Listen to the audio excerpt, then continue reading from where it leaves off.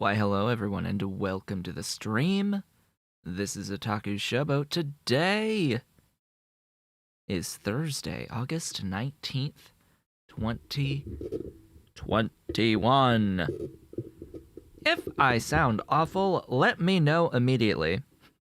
That's gonna be a thing going forward here. Just let me know if the audio is horrifyingly bad. Because when trying to improve audio, it's extremely easy to then make it far, far worse. So, I look rather disheveled, and I think it's partly because this shirt is just old/big as part of it. The other is I need to shave, and I'm like just out of the shower, so I'm a little bit still wet hair. Oh well. Oh well. Today, in Factorio, Sea Block, we have some things that we need to do. Let's get started with what I've done off screen. So, last time we met, I made advanced processing units, aka black circuits. These little black circuits were originally designed for 1 per second. 1 per second. That's what I originally designed it for. It's making a few more than that now. I'm not nearby, so I can't see exactly how much this machine makes, but yeah, it makes as much as the chrome I can throw at it at the moment, and it's greater than 10. I'm pretty sure if I hit P, go to the 10-minute mark here. No, I don't want to look at that. I want to look at the advanced processing units. Oh, ahem. 600 a minute, huh? That's exactly 10. So I am in fact making 10 per second. Yeah, that's a thing. It is 10 per second right now. How did I get it from 1 to 10? Well, it's the power of bacon, ultimately. Just, I put bacons everywhere. And, importantly, because I have black circuits, I now have beacon 3s. Beacon 3s distribute at a 100% distribution efficiency, so every single module that they have gets fully transmitted to every object in their range. They have 6 module slots, and they have that big of a range.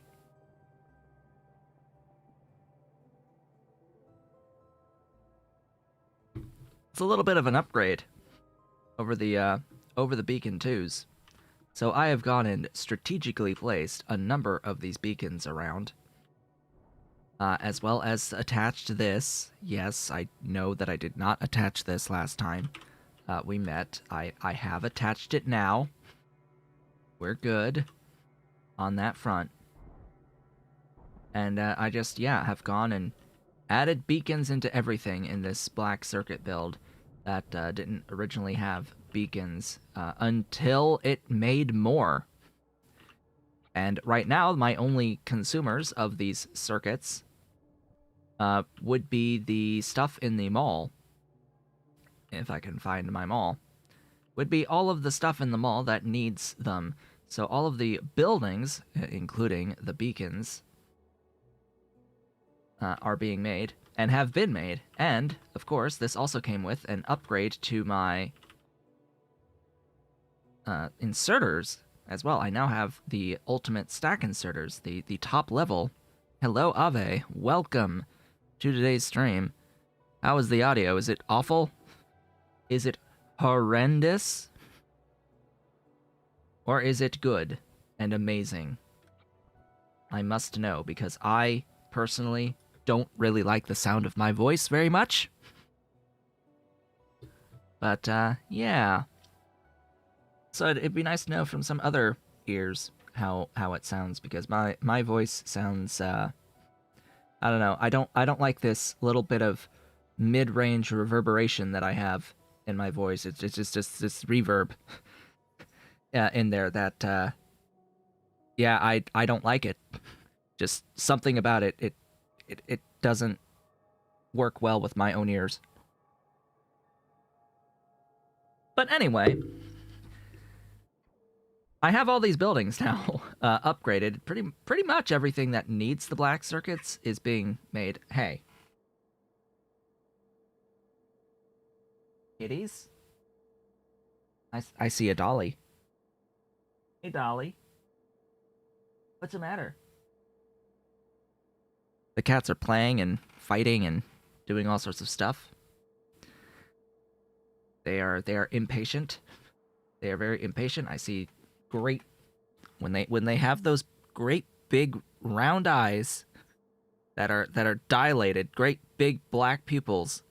When they have those big eyes, they're in wildcat mode. They are in that play mode. And they're running around. And that's the scratch time. If you're going to get scratched, try not to bug them too much when they're in that mode, because that's when they'll be hurting you. They just need to get that energy out. Just got to get that energy out, and then they're fine afterwards. Anyways, so yeah, more stuff. That's the point. We left off having made tungsten carbide and copper tungsten plates. As it turns out, copper tungsten plates are only really used for buildings. So it's okay with them only being in the mall like this. As for the tungsten carbide, though, this stuff gets consumed for launching rockets in the form of heat shielding tiles. So we begin the day today in a previously unoccupied square that I have copied from the tungsten build, the entire build, and made a few adjustments. Just a few adjustments. This is my plonked down sulfuric acid right in here. This is a new build. This entire thing here is my up-to-date Beacon 3 level 8 modules build for mineral sludge. Do you know how much all this infrastructure makes of mineral sludge? I know how much mineral sludge this infrastructure makes right here. This behemoth. This behemoth of a thing.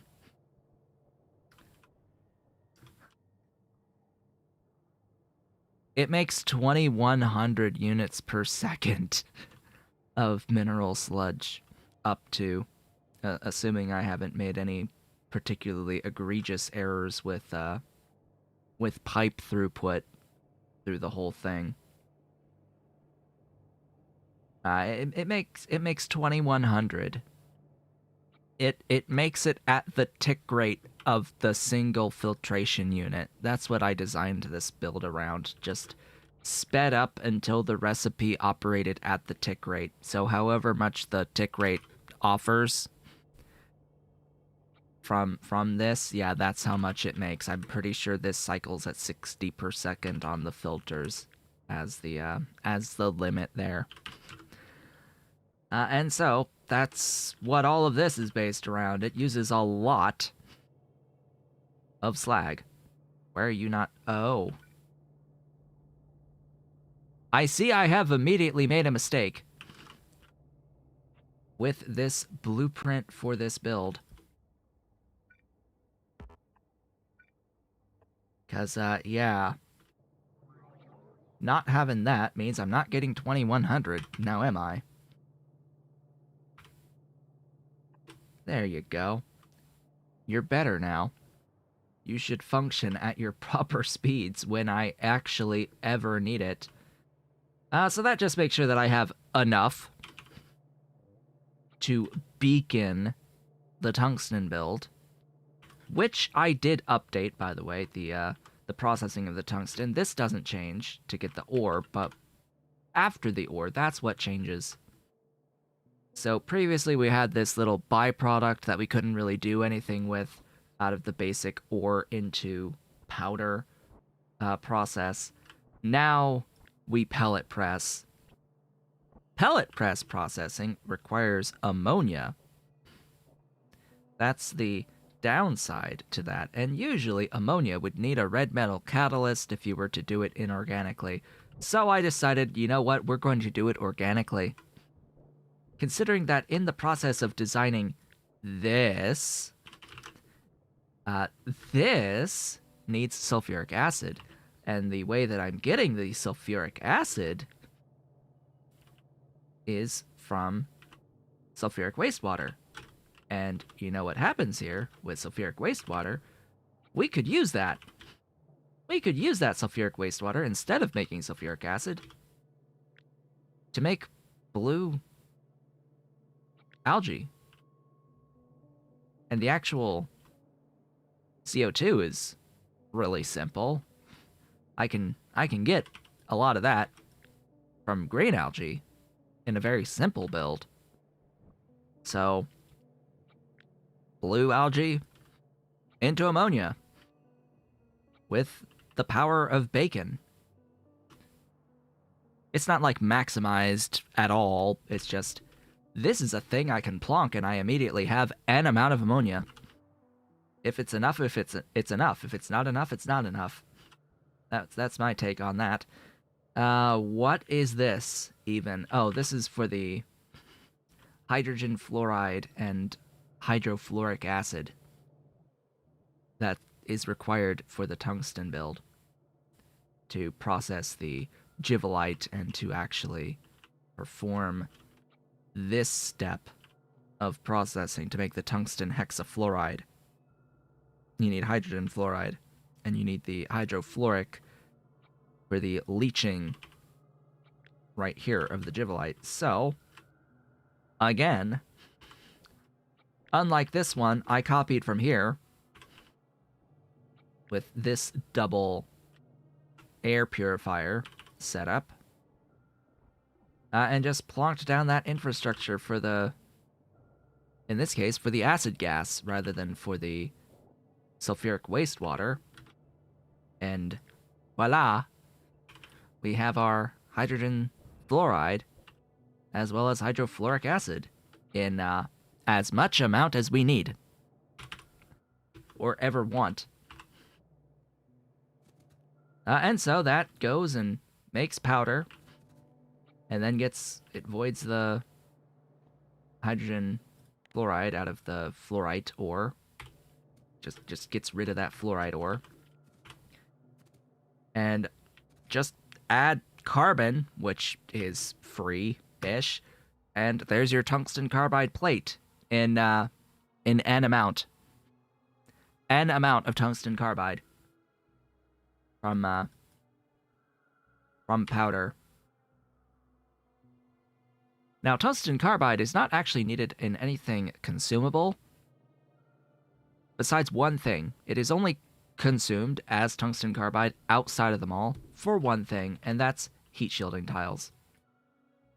So, I decided, while it may be new, I'm just going to plonk the building and make the heat shielding tiles. These things are silicon nitride plus tungsten carbide. I do not have the silicon nitride for this. I do not have the silicon nitride for this at the moment, the production of it to meet this demand. And yes, when that value is greater than 270, I need 2 top-tier ultimate belts to bring it in. This building is not operating at the tick rate. Why do I not have it operating at the tick rate? Because I can't physically make it faster. Because if you didn't know, there is a limit to how much faster you can make a machine. That limit is the equivalent of the hexadecimal value of 7FFF, aka 32,767%. A building cannot have a crafting speed bonus greater than 32,767%. You can try adding additional beacons, but it does not change that value. It is hard capped to plus 32,767%.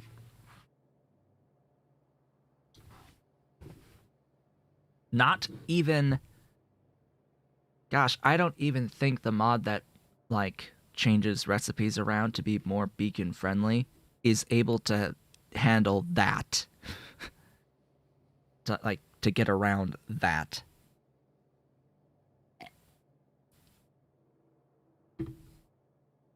Because there's a mod that can look at recipes and buildings and make versions of them that take, like, it just flat times 10 everything, including crafting time. I think that's how that works. It's like times 10 the ingredients, times 10 the products, and times 10 the craft time, so that you are able to then make that much faster, because you're not going to be as limited by the tick rate anymore. You're still limited by the hard cap crafting speed percent that the game has. And I think this applies to more than just the crafting speed. Theoretically, if you were to do this with productivity, pretty sure that the thing would cap at plus 32,767 if you were to do the same thing with productivity, if you were to do the same thing with a penalty. Actually, no. Hold up. Is there a positive cap on power? I mean, there's a negative 80% floor on power on a building. I'm trying to think, is there a positive cap? Because the positive cap might just be 32,767. But I could have sworn at one point I saw something in some mod that was like, oh, plus 80 is your cap. Anyway, that's that build. That's all I really have to say about it.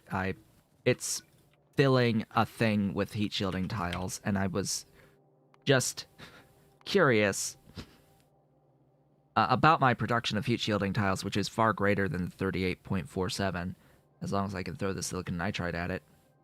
What if I were to try to make 100 space science per second?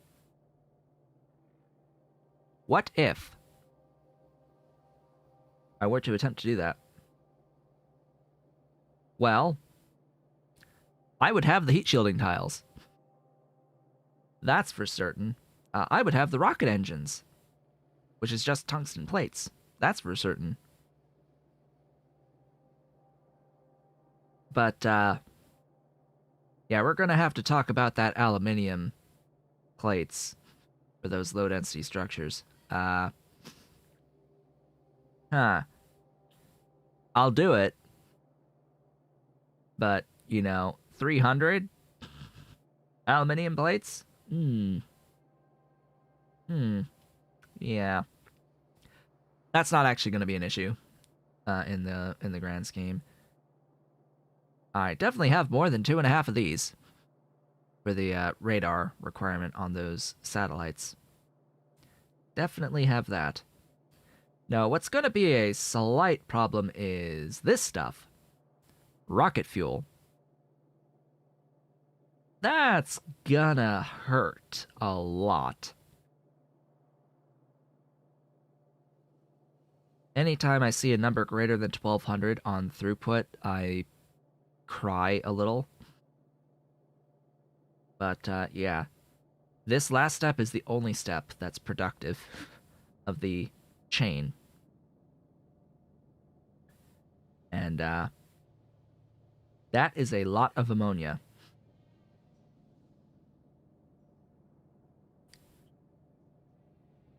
That is 21,929 ammonia.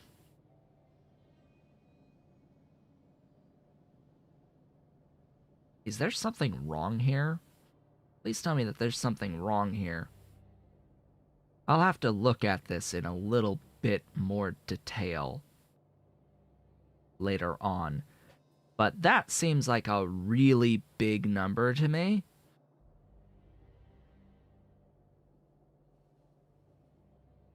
Does that seem like a really big number to you? Does that, like, even remotely make sense to make 43.47 rocket fuel?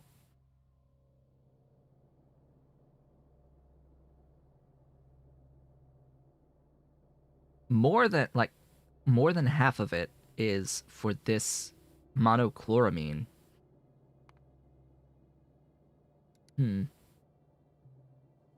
Which is used in two places, to make the hydrazine and to make the dimethylhydrazine,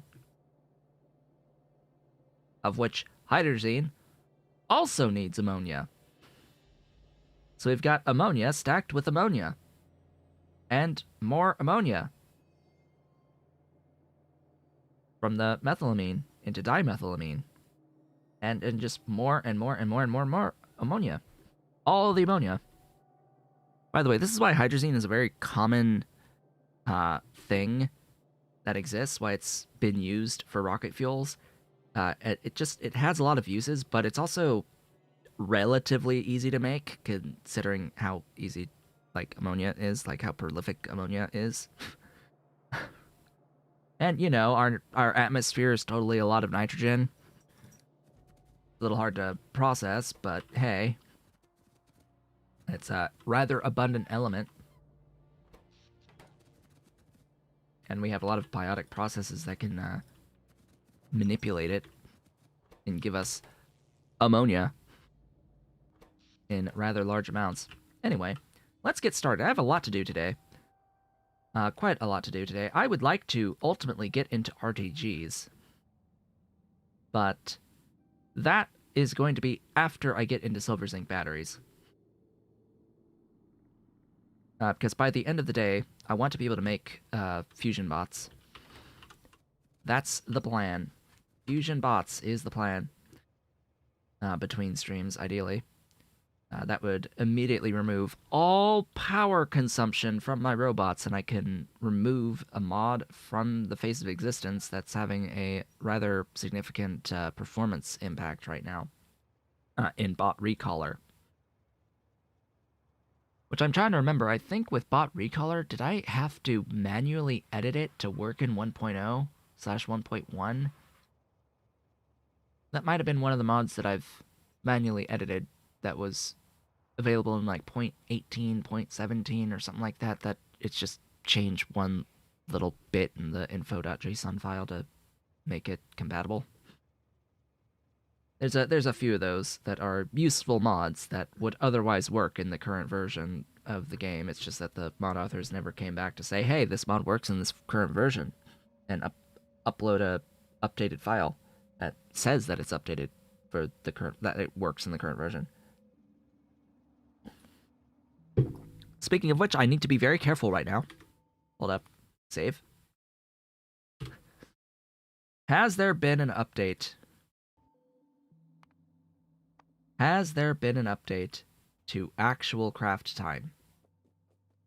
Not yet.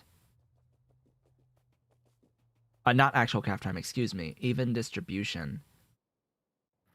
Oh god, there's no update to even distribution yet. Oh. In the current version of the game that released, like, yesterday, it broke even distribution. If you try to use any of the features of even distribution, the game will crash. It will give you an error message and take you out of your save. It's rather annoying. If I hit the Shift C button and it has stuff to distribute, it will take me out of the save. If I try to Shift right click on a thing to add in half a stack of stuff, I think it will also do the thing. If I try to click drag over multiple entities, it's gonna crash. The entire mod is broken right now. Oddly, the game loads. Like, usually when it's this type of stuff that's wrong with it, the game just won't load. But no, it's loading the game. It's just crashing your save whenever you try to use the feature of actual craft time. So that's lovely. We're going to do these batteries over here, I have decided. I have declared that these batteries will be done over here.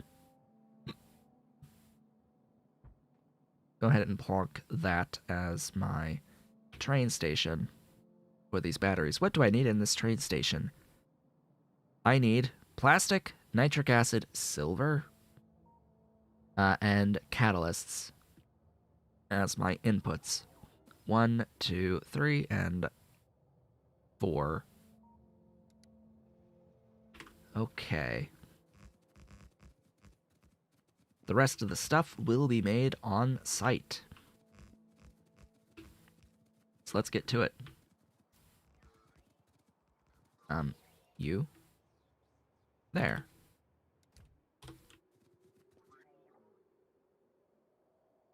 I need...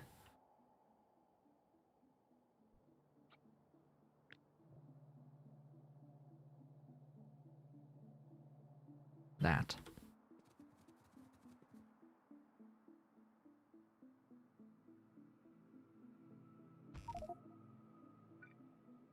That too close?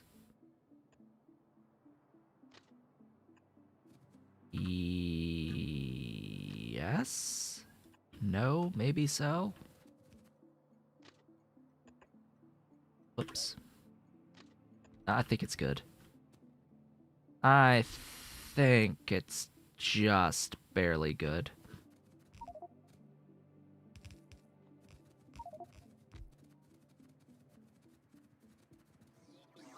Come, my minions! Build the things! The other thing besides the fusion bots not requiring power is that they are a tier greater than these purples. Meaning they will be faster overall. Faster, and they don't need to charge. Oh boy, oh joy, oh bliss. Would be nice if you had some power. And you.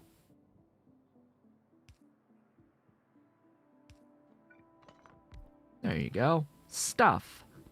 Things. Our nitric acid at silver, zinc, batteries. Our crystal catalysts at silver, zinc, batteries. I have a fly buzzing around. What was the other stuff? Our silver.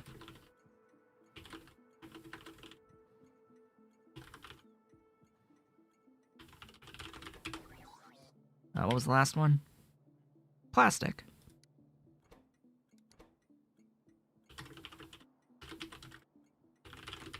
There we go. Plastic. Let's do this thing. Where's my plastic? And silver ore. And crystal catalysts. And lastly, nitric acid. There we go. I have like 2,000 nitric acid per second production right now, just to clarify that I do have enough of that for my hydrazine, for my rocket fuel. I know it said that it used like close to 1,000 on the nitric acid side of things. Yeah, I just assumed that I would have enough because I'm making 2,000 of it right now from over here. Now, I did throw down my organic-based ammonia in here. Again, not exactly sure how much this organic-based ammonia build makes as it is. And just replaced the catalyst production. And I could go in here and edit this to be fewer entities now that I do have the level 3 beacons. And I was in the middle of doing so when I got to the point where I was reducing the entities here, had a few catalyst carriers in my inventory, and decided to hit Shift-C. And the save crashed. With an even distribution error. And my autosave just so happened to be with me standing right here after this stuff just got built. And all of this reverted. So I was like, you know what? I'm not going to do that again. And here we are.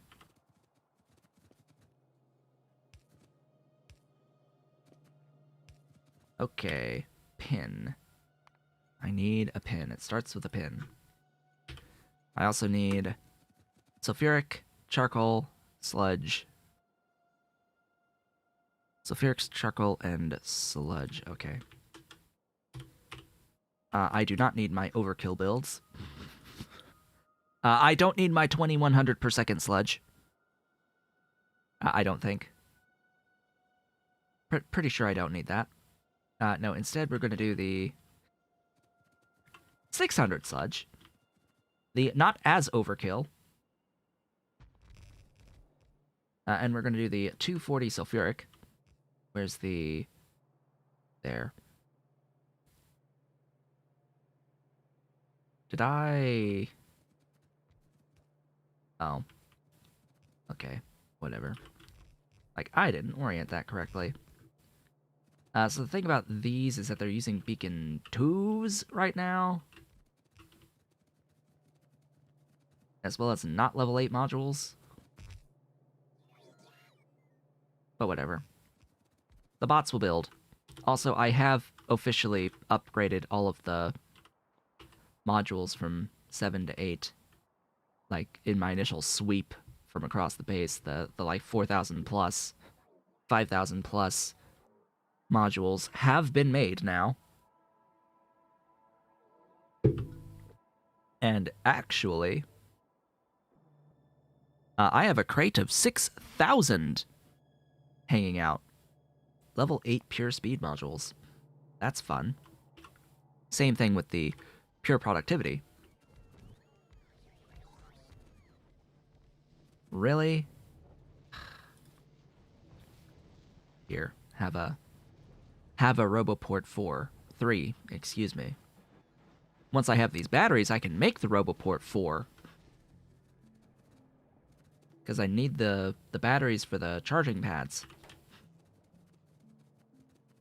And that also allows me to get the increased level of the charging pads that I won't need anymore once I have RTGs.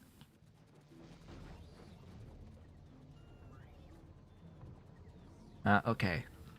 Let me give this a little bit of a think. The charcoal, I mean, quite clearly is here. There's a few spots where I can pull off the charcoal. And then besides that, I would still need the pure water, but that's easy enough. And water is easy enough.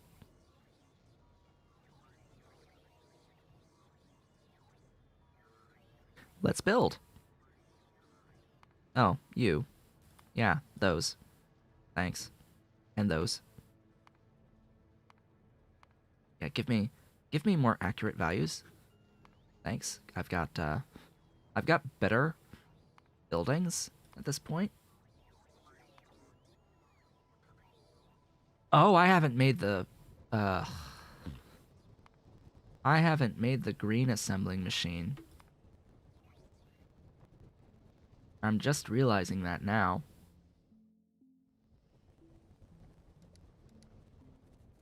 Alright then, get me outside of the range. Logistic range. So I can plonk this.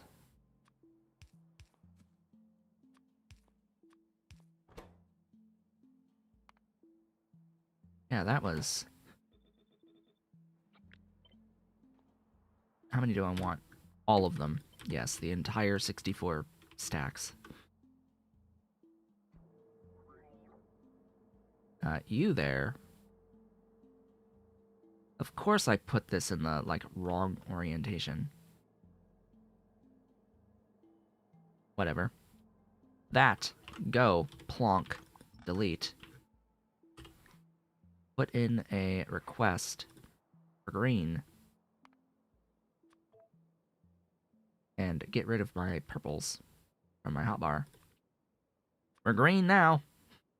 We're going green. I have all the stuff that I need to make them. At least, I had better. You. There.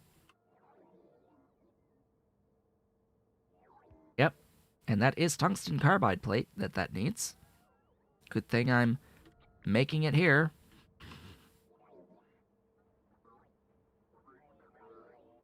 And there you go. That, as they say, is that. I can't believe that of all of the green level, like, tier buildings, I completely forgot about the assembling machine. Like, I even remembered to make the centrifuge 3. I didn't even think about the assembling machine 6. Goodness gracious.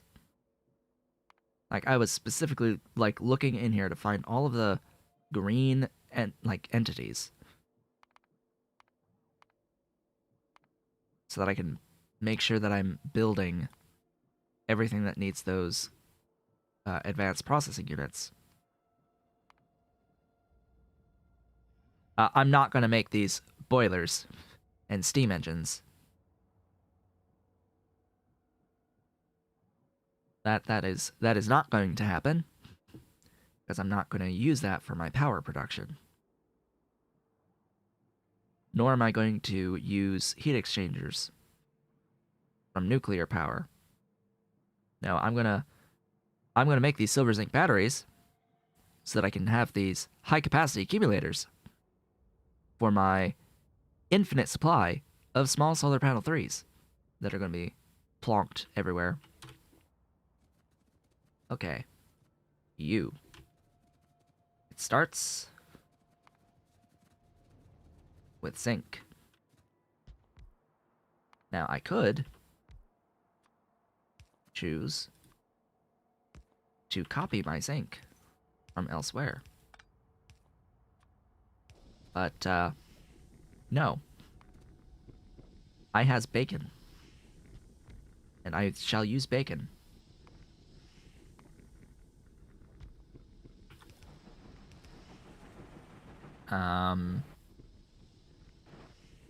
Thingy. Liquefier.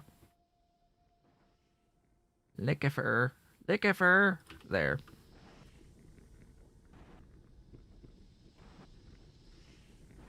I wish I could do this. But no. This is gonna be, I don't know, here. That. That.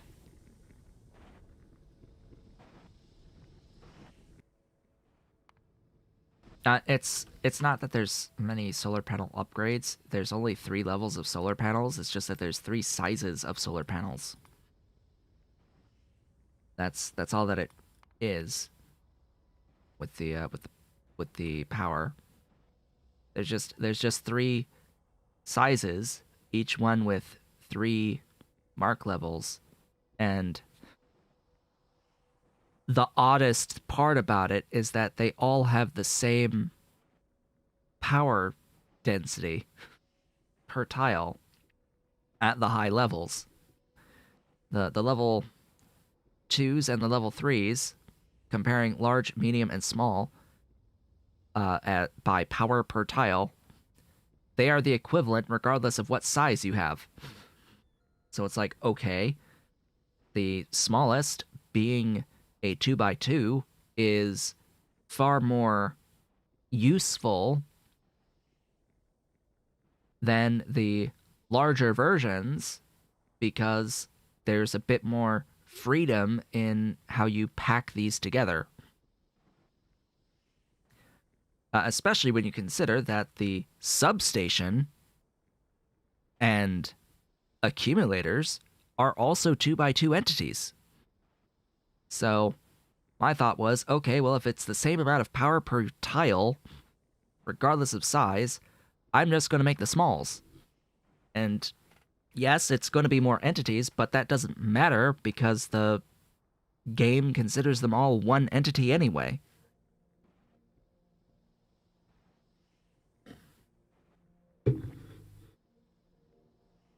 The game has a lot of optimization around using solar to get around it being a whole bunch of entities to compensate there. And it is the best overall, performance-wise, for energy production.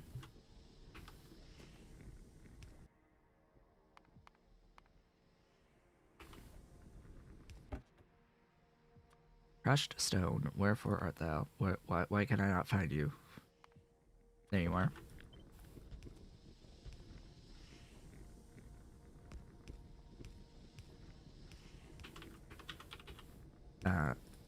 Filters.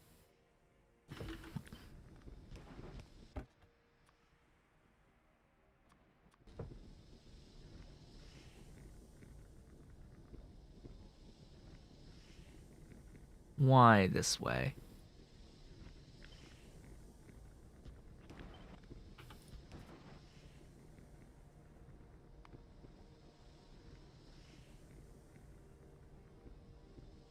Meow. Meow. Meow. Meow. Meow. Meow. Meow. Where is she?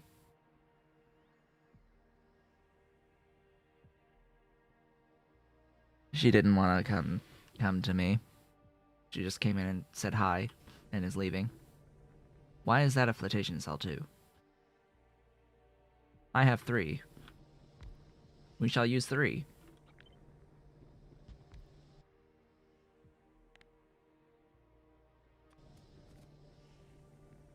I don't know if the accumulators are also one entity. I would hope so. I would hope so.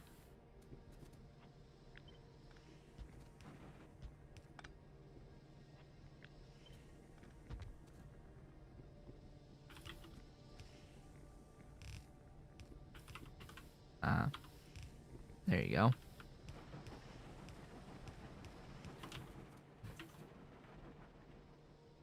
Overall, the system is supposedly the better option for performance, the best option for performance. And also, nuclear is the worst option for performance, to my best understanding. Apparently, that one is awful for performance.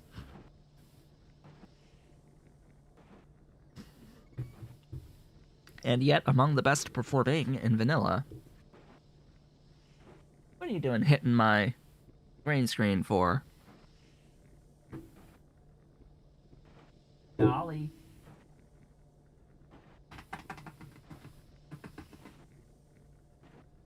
The cats just ate. So now they have the food energy. Now it's time to play more, harder, faster.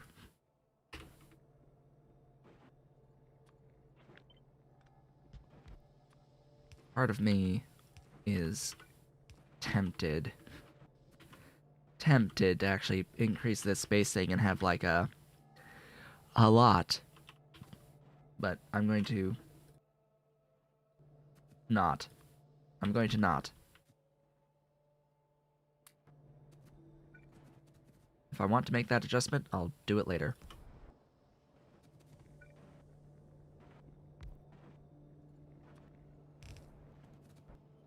Okay.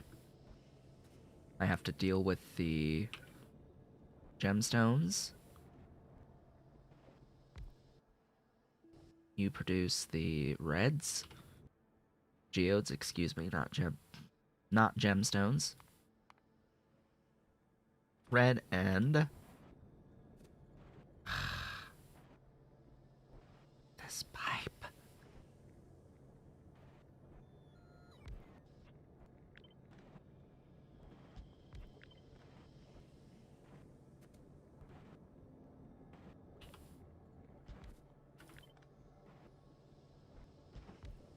This pipe.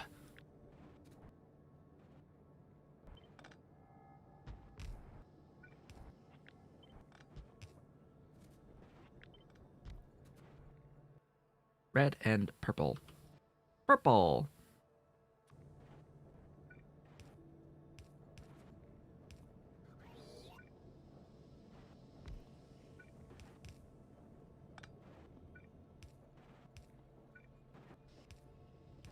This is why I needed the sulfuric acid. Where's the sulfuric acid? Do I think the developers will add new items to the vanilla game in the future? Well, the developers have said that they're going to release an expansion. So, there's that. They've specifically said that there's going to be an expansion to this game. What that entails, I don't know. I don't even think that they know or knew at the time that they said that they were going to do an expansion to this game. But yeah, that's the state of it. Oh, you're here. How convenient.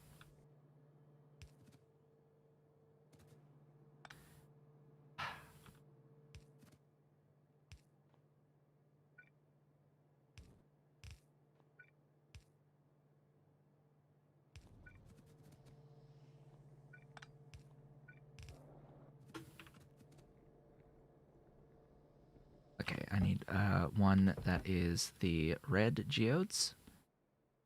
Red? Yes, and one that is the purples.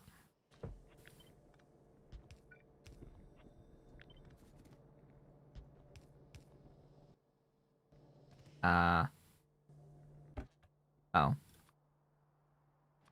Yeah, that would help.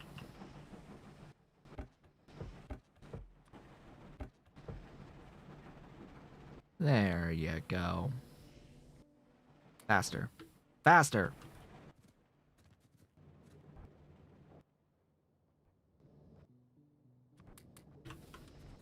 Go fast. Be good. Stuffs. Okay, give me that, and give me that.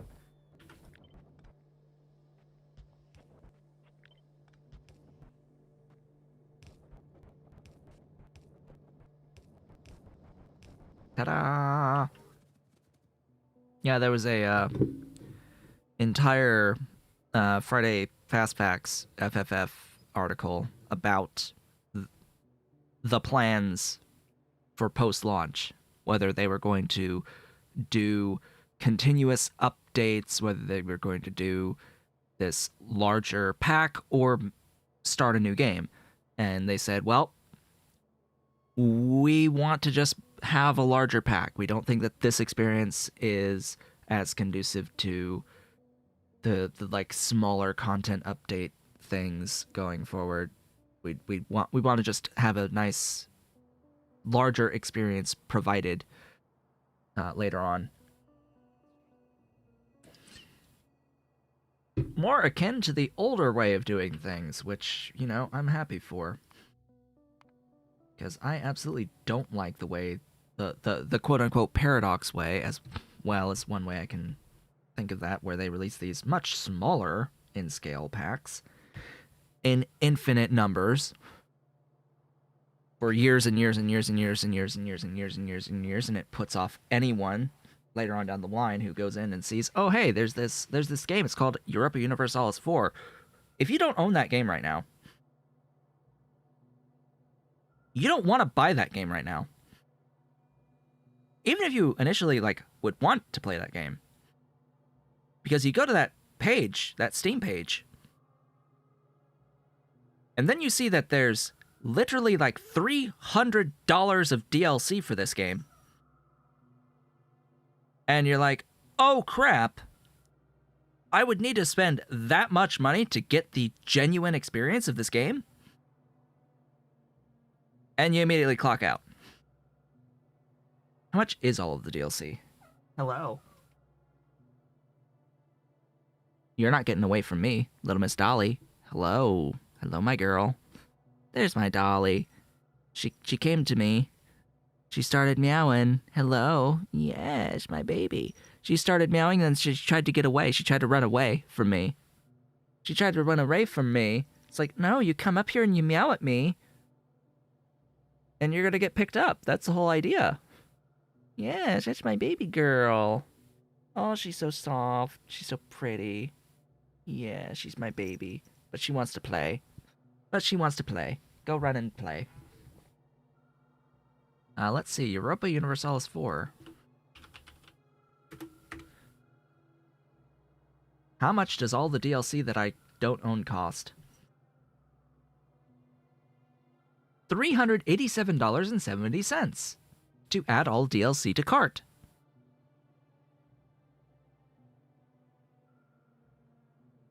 $387.70 to add all DLC to cart.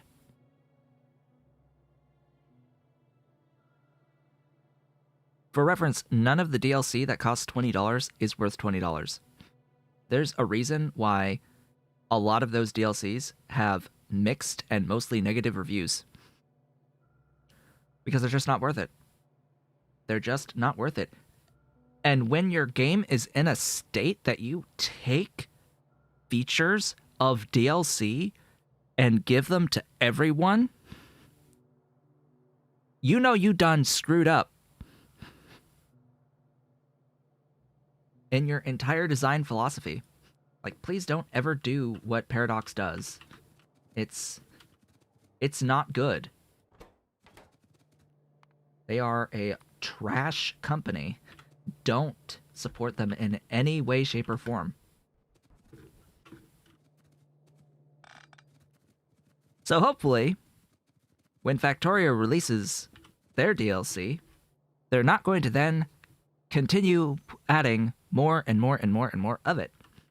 And that we actually get something that will be worth the cost.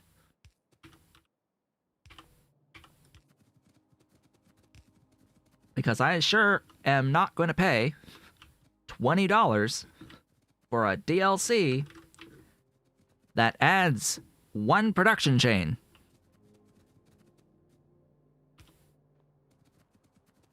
Woohoo!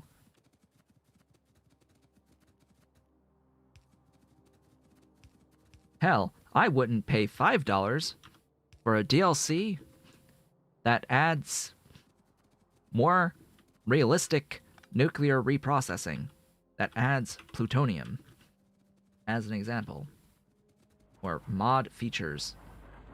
Hell, if there was a DLC that added a whole bunch of mod features into the game, quality of life, like mod feature type stuff, that would be good if it was like $3.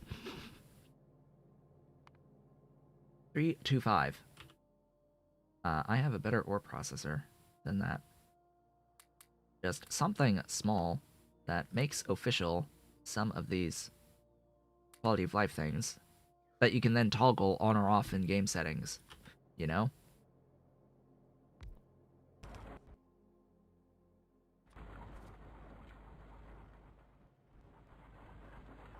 I'm not railing against Woob. What makes you think that I'm railing against Woob? Developers of Factorio. I'm railing against the developers of other games, an entirely different development studio called Paradox Interactive, not Woob. I'm saying, Woob, don't do what Paradox does. And if you've construed that in any other way, sorry.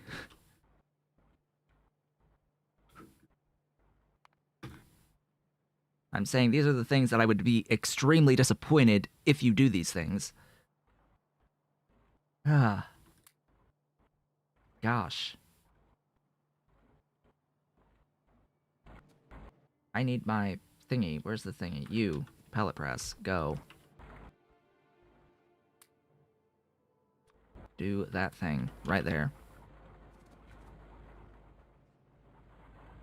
Oh, and as far as giving developers the benefit of the doubt, never give any developer any benefit of the doubt, period. Ever. Never do that. Never give any developer the benefit of the doubt, period.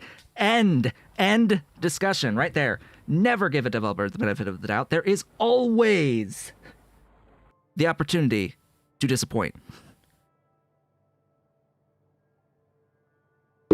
Never do this thing. Ever. That is the worst possible thing that you could ever do, is give a developer the benefit of the doubt.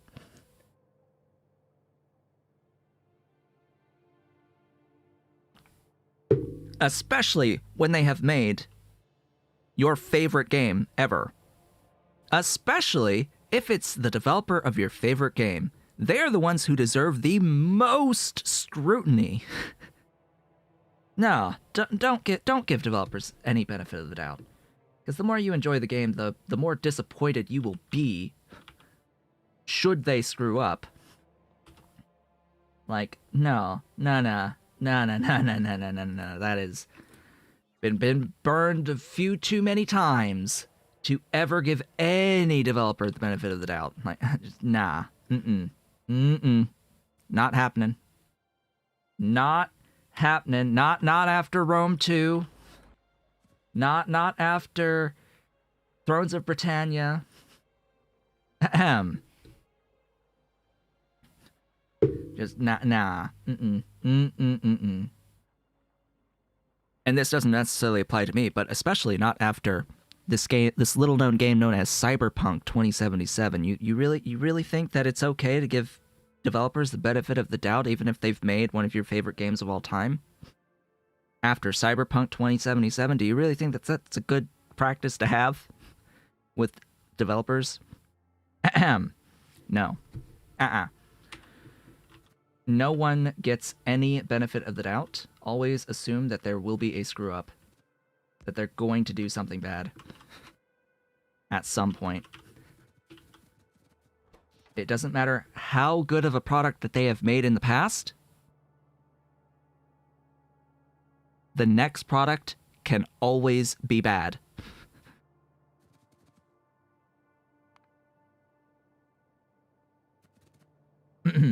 Anyway. That's that rant. For the moment. Gosh, I wonder how much I clipped during that. Was I clipping? I had better have been clipping during that. Speaking so loudly that the microphone just like, yes, don't do this. You're too loud. Yeah.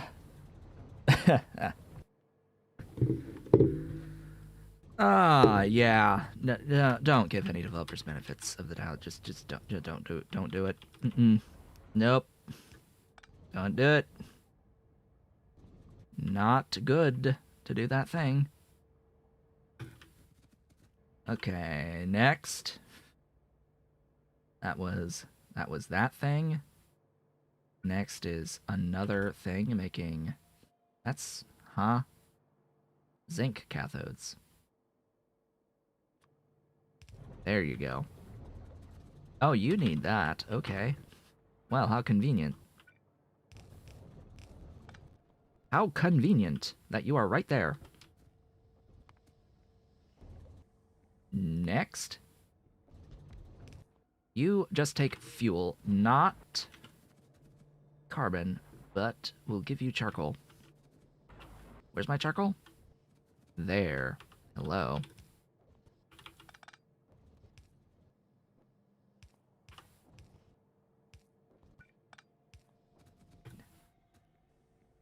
Alright, you there as my heart rate lowers finally.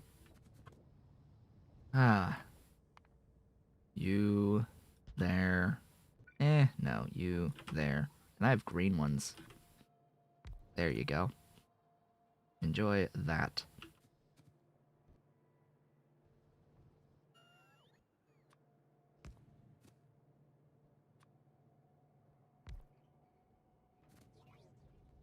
Then, my good old friend. Now that's zinc.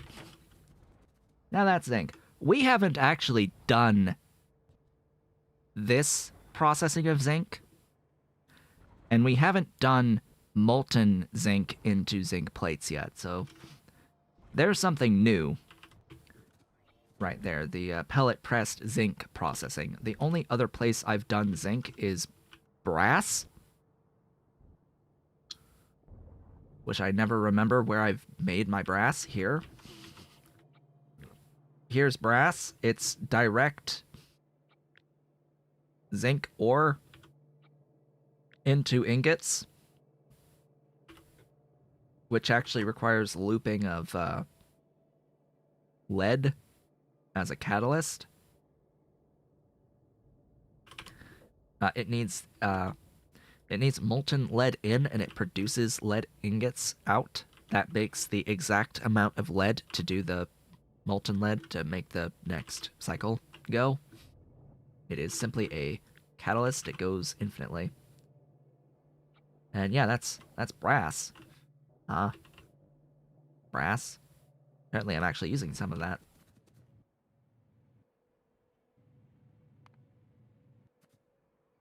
Next.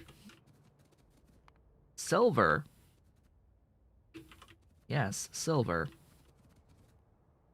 Meow. Dolly, what's the matter? Meow. Meow. Hey, doll. What's the matter? You're meowing at me. You're meowing at me. Hey. What's the matter? Gonna talk to me? She always shuts up when she gets in my arms for whatever reason. It's like she comes up and she meows at me, but then I pick her up and she stops meowing. Gee, I wonder why she stops meowing as soon as I pick her up. It's almost as if she's meowing so that I can pick her up. Did they fix Angels with the new Sea Block update? Huh? The new Sea Block update is designed to work with the most recent version of Angels, yes. But I have not updated. Nor do I plan to, because there's a lot of breaking changes.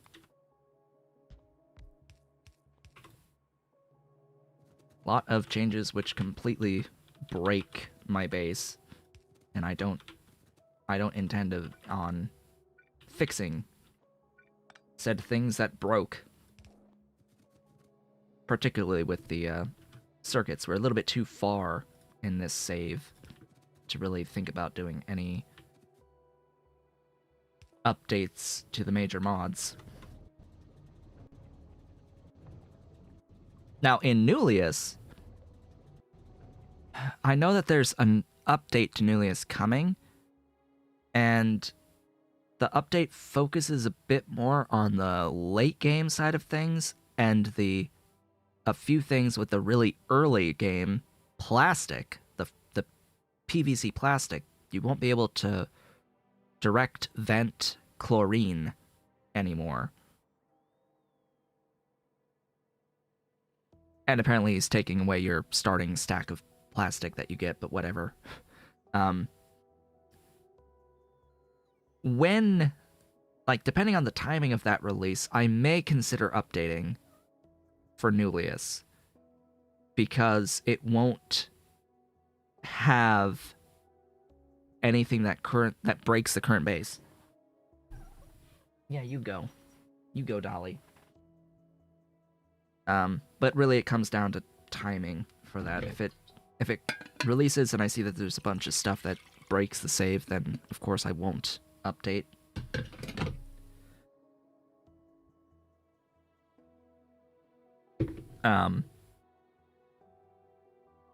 Speaking of Newlius, Anachrony, the developer of Newlius, has been in my Discord, chatting, receiving my feedback regarding the mod. Cough, cough. Cough, cough. Feedback, yes. That's what we'll use. The term we shall use. It's totally just feedback, dude.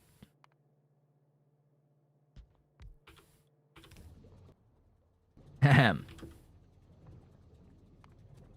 Yes, I've been complaining out the ass about a lot of things that are wrong with the balance in the early game in Newlius. Yeah. If you weren't aware.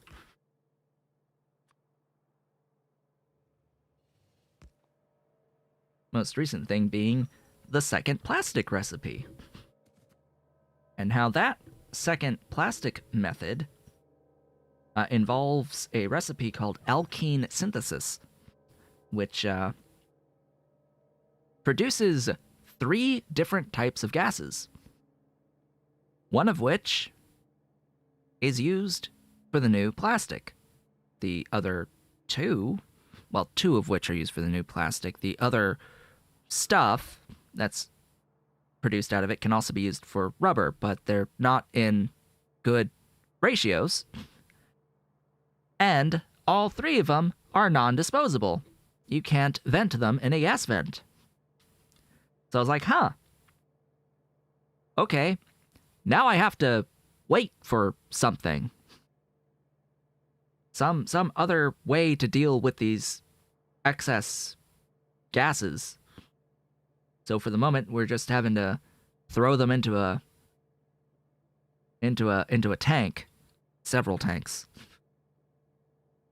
At which point then, after I'm like, why are there these non-disposable things? I really hate having to deal with this non-disposable stuff. Yeah, it turns out there is a way of getting rid of it. It's just in a tech that's much, like, down the line.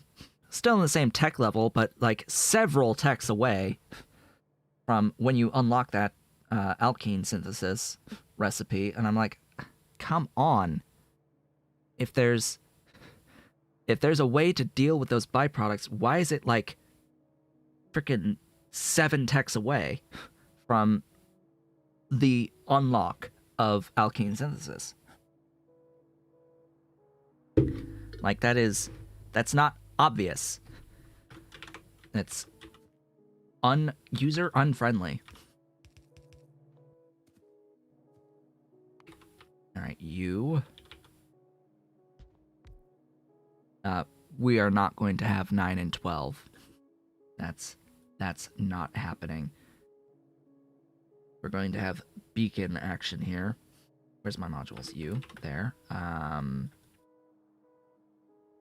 Okay, you can produce up to 2,000 seawater. How much do I need for you? 1367. Okay. Pump. And such. And the method of getting rid of those things is, like, obnoxious. They're called combustion recipes. And they're using, like, oxygen or carbon dioxide to combust this, like, benzene type product. These hydrocarbons that are your byproducts from alkene synthesis. It's combusting them and making steam. And guess what? Steam is ventable. As if we're supposed to know that steam is ventable. and you're doing this in a combustion chamber, aka a vanilla boiler. And I'm like, how is that even remotely obvious that that is what you should do to get rid of these byproduct, like, overproduction? Like, that's not obvious. There's totally a building. It's called the gas vent.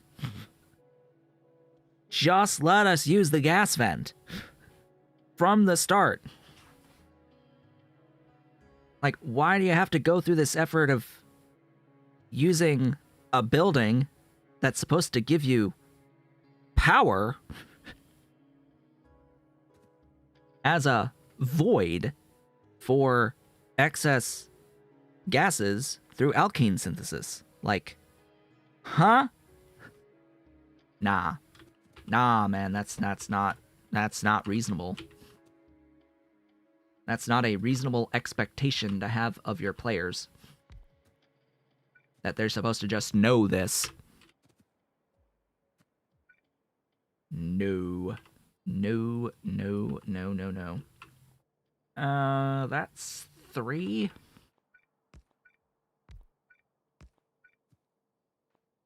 I don't need to have that many when I have the space. So, you. Da-da! Quite convenient spacing, by the way, with this. Does the editing take too much time? Not really. Not anymore. With part 1 and with part 2 and 3, it was taking until like 6 o'clock at night. But no, yesterday I actually had the time to edit part 6 and then record part 7. Ollie? Oh, we got the other baby. Hello, Ollie. How's the other baby? How's my baby? How's my boy? Huh? How's the big boy? Yeah, my big boy. Strong boy. Yeah, it's just my boy. So yeah, with part 6, you need to the video that just released on Nolius. Please, if you watch that, let me leave a comment. Let me know how the audio sounded, because it basically had no additional audio processing on the resolve side.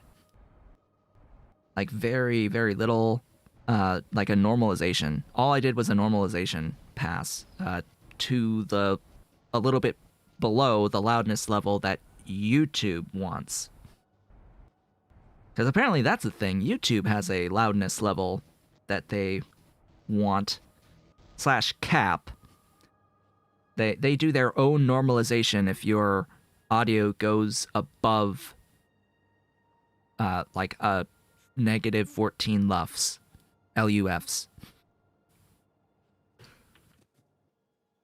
something along those lines anyway. And you want to be like averaging 3 under that. So I did a normalization, and you know what? I average a little, like 4-ish under that now, and it's with the Streamlabs compression. It actually got rid of a lot of that volume range that I have when I speak normally. Because gosh, I go from like whisper quiet to screaming loud, and I needed a way to deal with that and keep, like, bring that range, clamp that range down a little bit, just a little bit.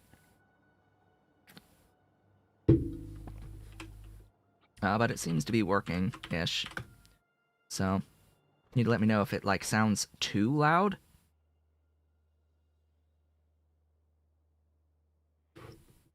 And I think this the method I used in part 6 is going to be the same as going forward in part 7. Of course, I've made a slight change to the EQ on the Streamlabs side of things.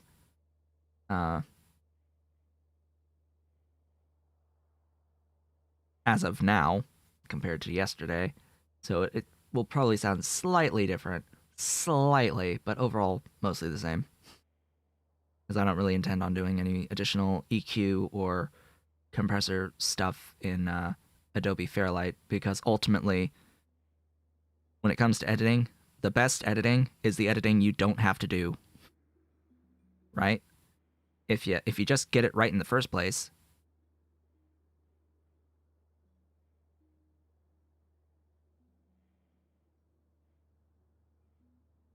then you don't have to do as much on it. Why did I change? Huh? This stream setup sounds okay. This stream setup is now how I sound in across the videos, because I made the stream software do the processing live, because I sounded terrible previously. My volume was way too low, and there's a lot of stuff that does need to change. Did need to change. Just to keep things... Oh boy, I need to... Oh, I've already done that thing. Hi. Batteries. Batteries are required. Hello.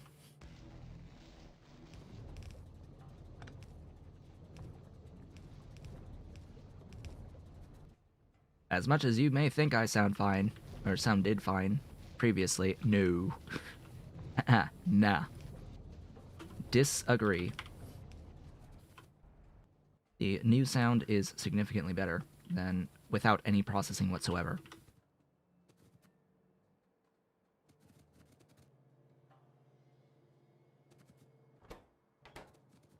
And people are more likely to not watch a video because the audio is bad than the video.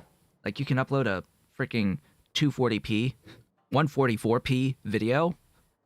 If the audio is trash, they're gone.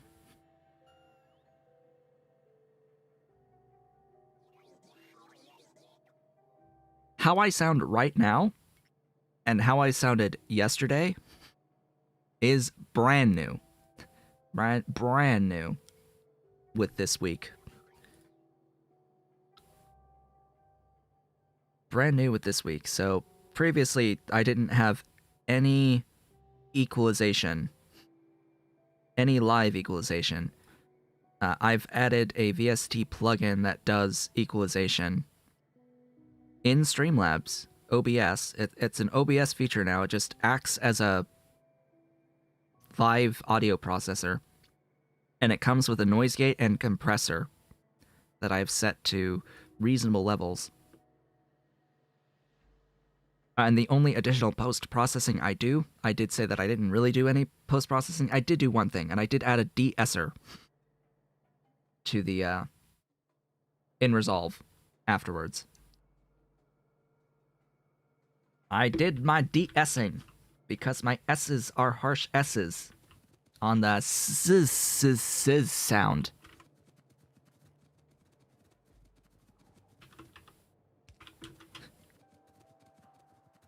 So I wanted a de-essing. And folks can let me know about how that has worked out with the de-essing of the thingies. Because I have this little thing called a crooked front tooth.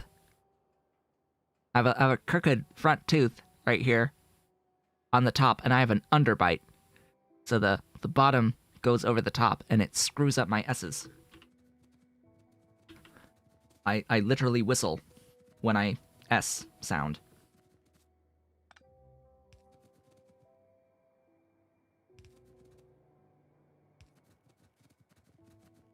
Alright, bring me out to here.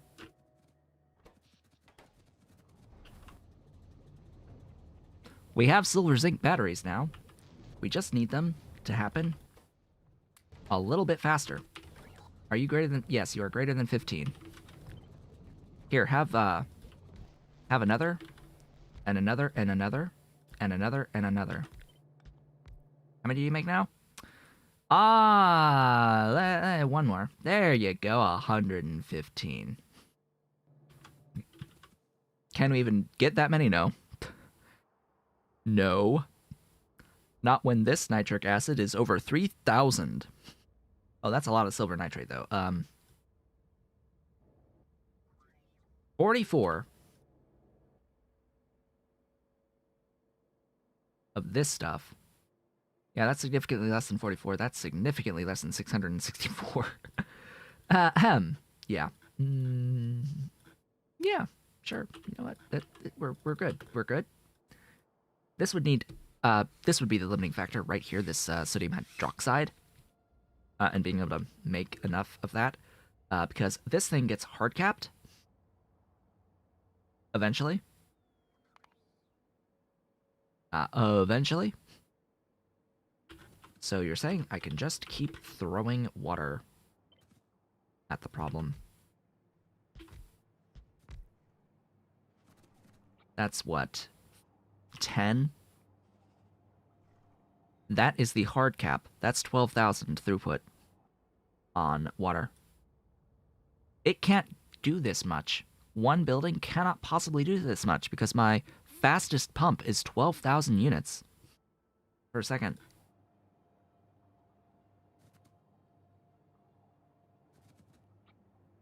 And that's that right there.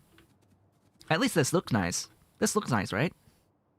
I hope this little design here using these all-corner storage tanks is okay. Makes good use of my deep water wells.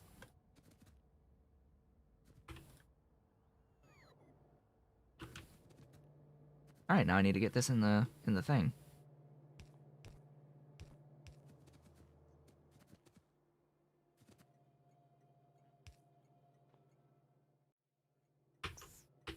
Buttons.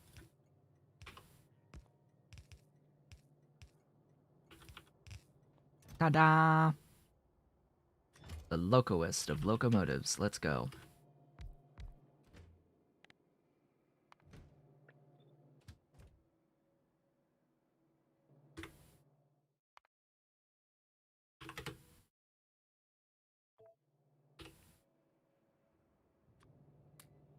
Oh, thank God. You worked.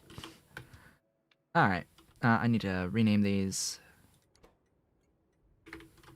Silver zinc batteries. Silver zinc batteries.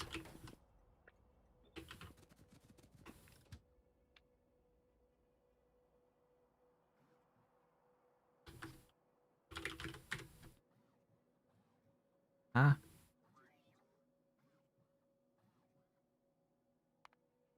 Where's D? Oh.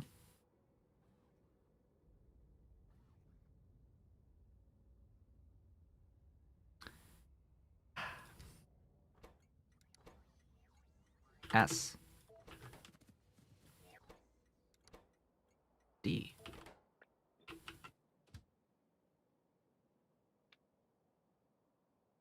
S. Silver zinc.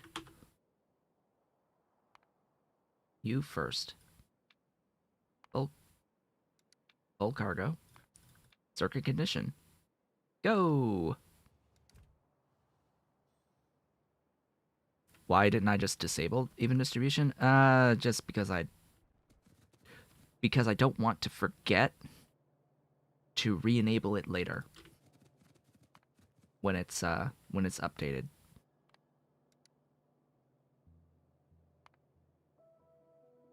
Because it's very easy to forget. And you never know, it might break something if I do decide to disable it. I don't foresee it actually breaking anything, but hey, you never know.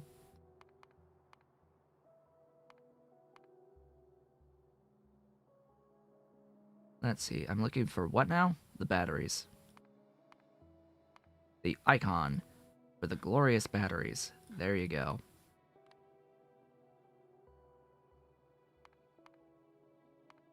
And with that done, mall.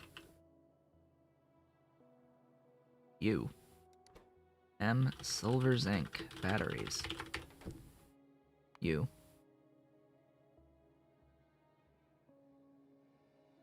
There. Those. Those.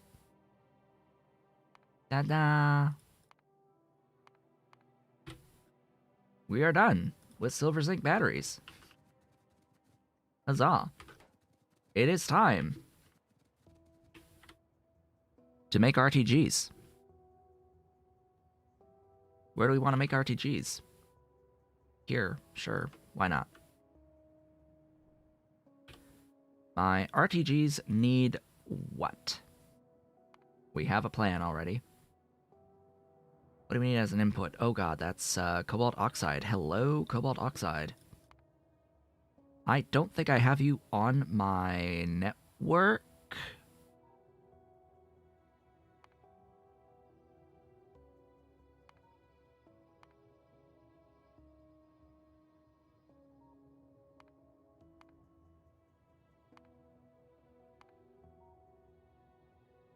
So we're gonna do... Excuse me? Yes, this process.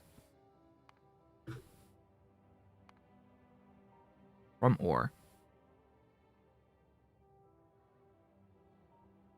Yes, this seems like the best.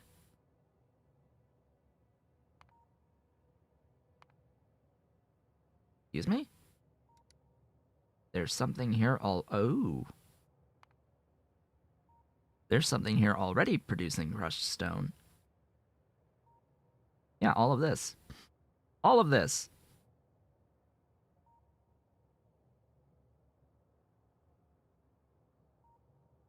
Do I want to depend on that, though? Probably not.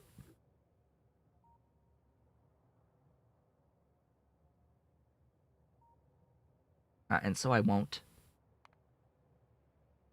Alright, you're going to bring in cobalt ore and crystal catalysts, the hydrochloric acid, the aluminium, and the lead. 1, 2, 3, 4, 5. You know what? Just grab...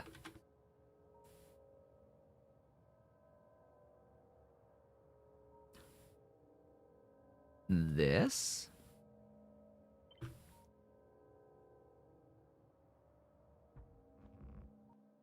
And then add 1.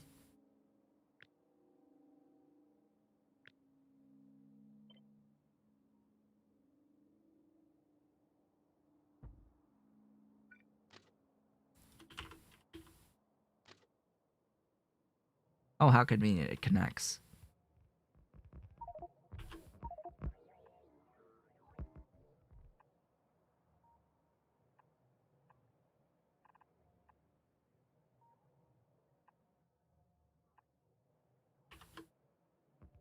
There we go. Things. Go here.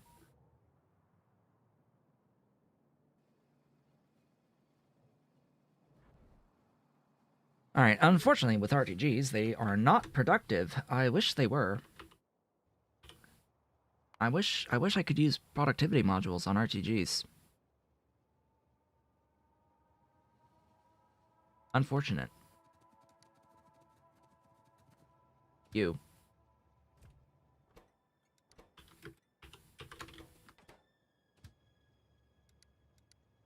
You're gonna need to go back.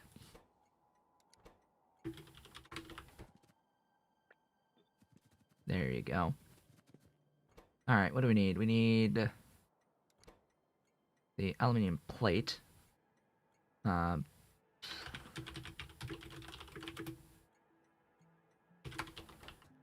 We need the lead plate.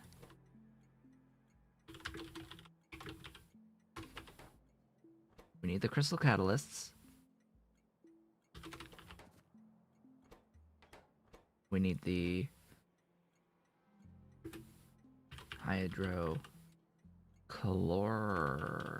hydrochloric?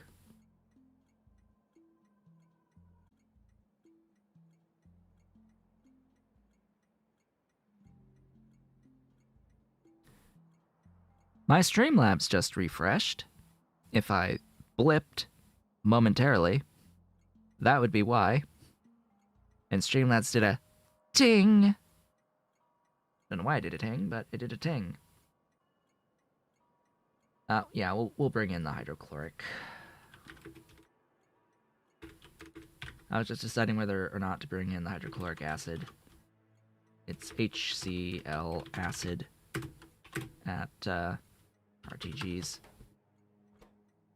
And then lastly our cobalt ore at RTG. Bring me my cobalt ore. Bring me my hydrochloric acid. Hey, isn't there a decomposition of hydrochloric acid into hydrogen chloride gas?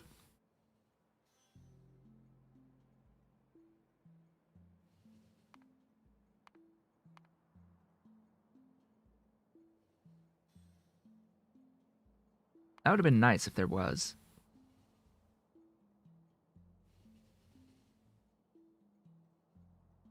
There is not. Huh?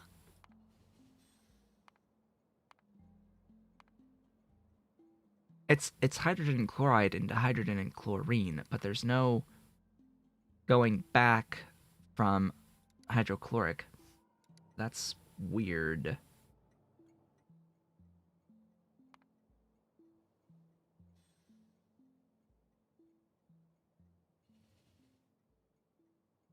Yeah, that's super weird. Interesting.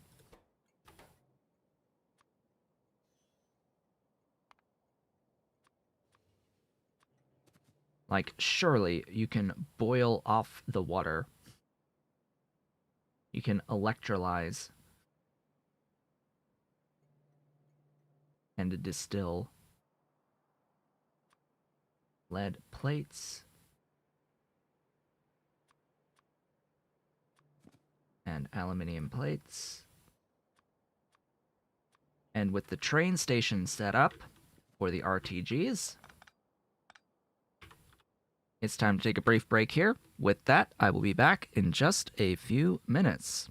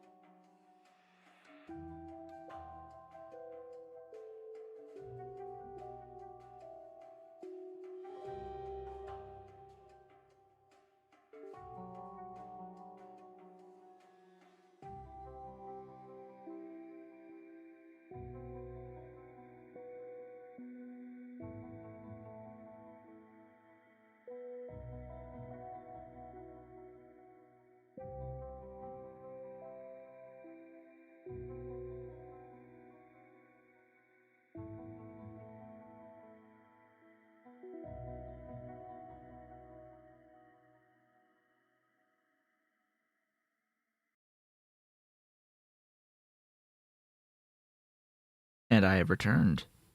Welcome back. Let's get RTGs, shall we?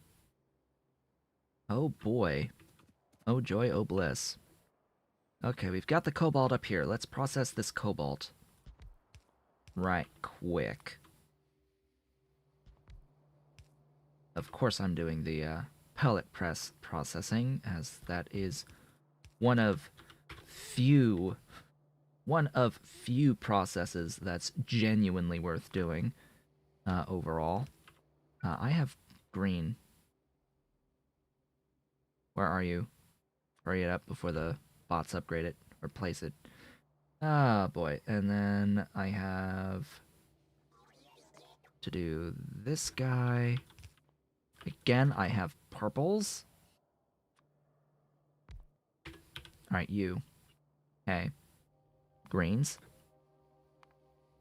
Purples. Productive. Across everything productive. You take more. There. Okay. I have greens of you. I have purples of you. Default, please.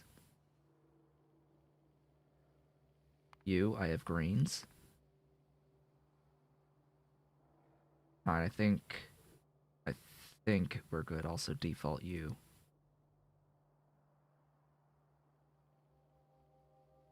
We are, in fact, good now. Oh, interesting. I see.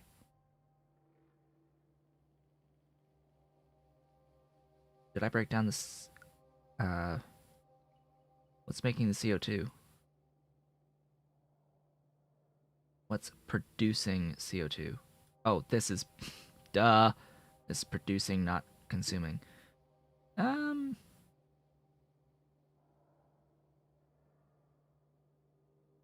Looks good to me. I'd like a few more than just one in the grand scheme. I realistically would only need one to get 100 space science, but we need these for bots. You know, Just a few more for bots. Let's go with 5. Sounds good to me. We're going to have beacons anyway. Alright, that's gonna be you.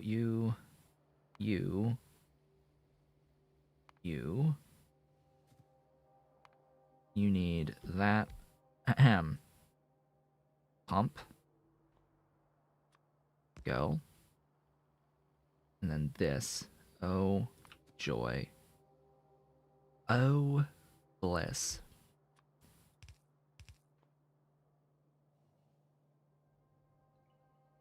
This is inherently throughput limited, but whatevs. Into the doohickey with you. Where's the thing? There's the thing.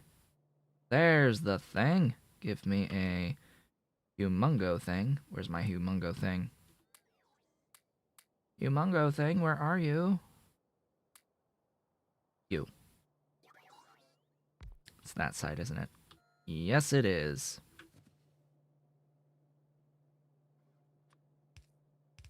Hilarious, actually. This I find conceptually funny. This will not produce enough of the saline water. Ah, you there. Void. Ugh. Move it a little bit further away. There we go. Better. Better.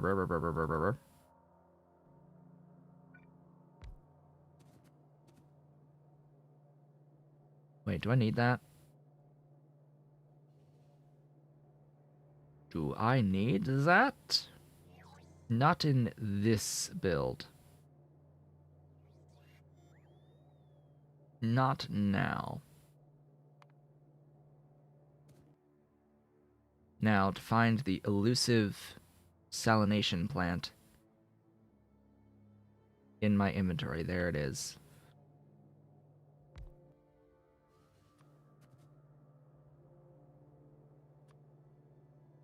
Oh, you suck. One freaking tile. One tile.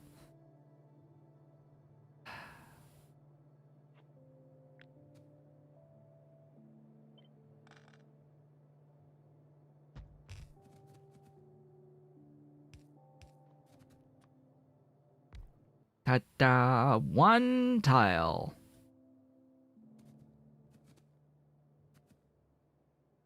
Okay.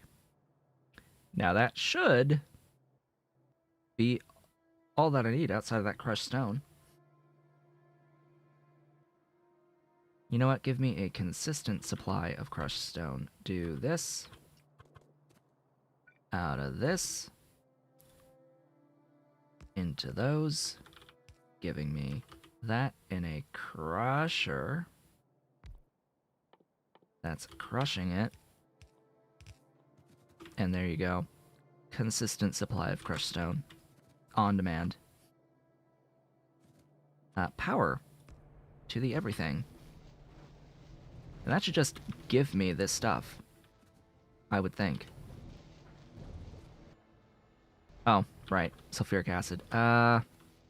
That needs its build. Give me that. Where's the tank?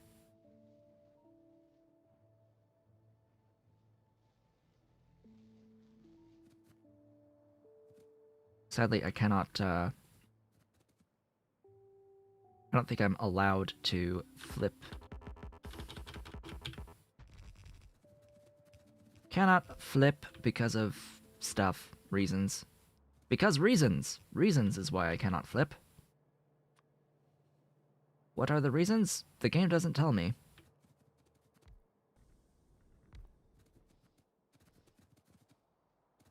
The game does not inform me of for what reason we cannot flip.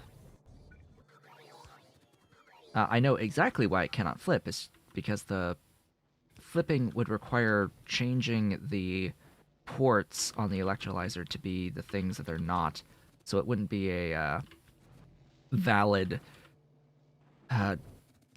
way of moving that blueprint around.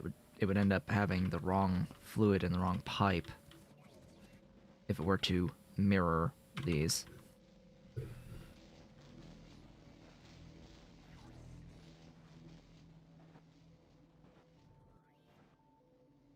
Okay, that's that and that. So we're good on the cobalt oxide.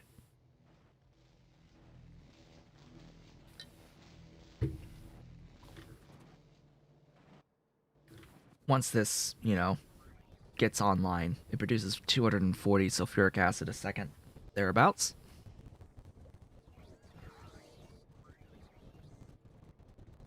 There we go, it's moving. Producing my stuff, and there's the cobalt oxide. Pretty sure I did not put that onto the network previously.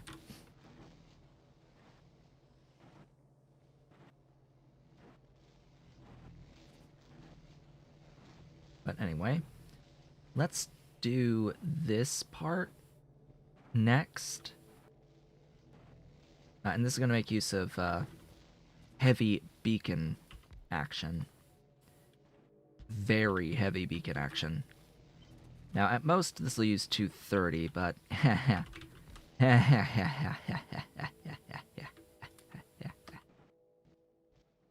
we shall see about that. Oh, you think you make 8.4, huh? You think you make 8.4. Yeah, that's funny. Yeah, that's hilarious. Oh, it looks like you actually get a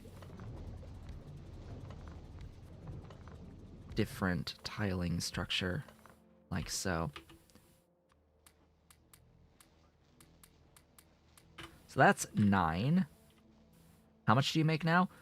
Twice as much as I need.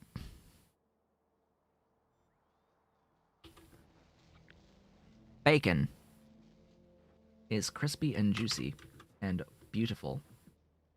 So delicious, this bacon. Then throw it into EU. And throw in the purified water, which, we don't need to worry about. I would like to place you...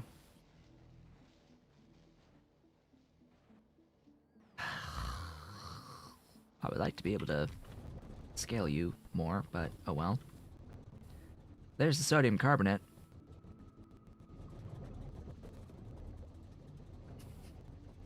Yeah, just a lot more than 47 because it's, this makes 181.2. It's not 47 down to 1. It's over 90 down to 1. The crafting speed on this is now 135.9.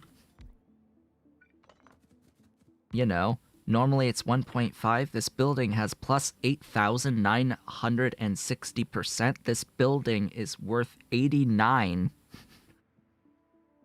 algae farms.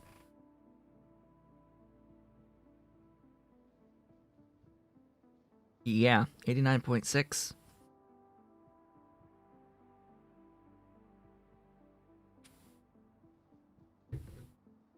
So, just a few.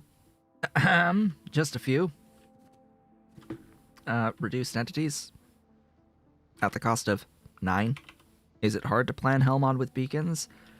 You can plan Hellmod with beacons. It's got a whole category here with beacons. The problem is, you can't just tell it, I have X beacons on the thing. I mean, it follows this formula of number of beacons affecting a factory, number of beacons per factory, which I don't know what this really means, and then constant number of beacons. It's using this formula y equals ax plus b, where y is the number of beacons, x is factory count, a is the beacon by factory, and b is the constant. I tried to use this before, but you know what? In practice, it's just not relevant. Nah. Nah, it's just not. It's like, oh hey, I have 9 beacons.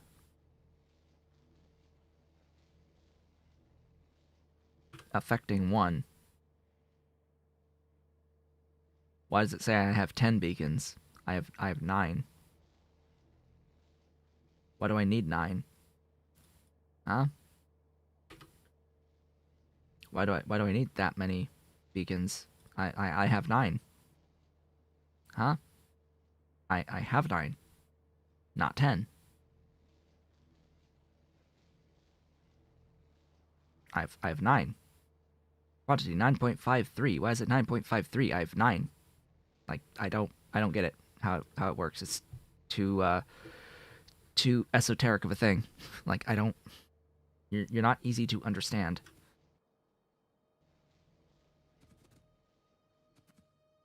Like just be like, "Hey, how many beacons do you have affecting 1 factory?" is probably the better option to have. Just only that. Only that. How many beacons do you have around 1 factory?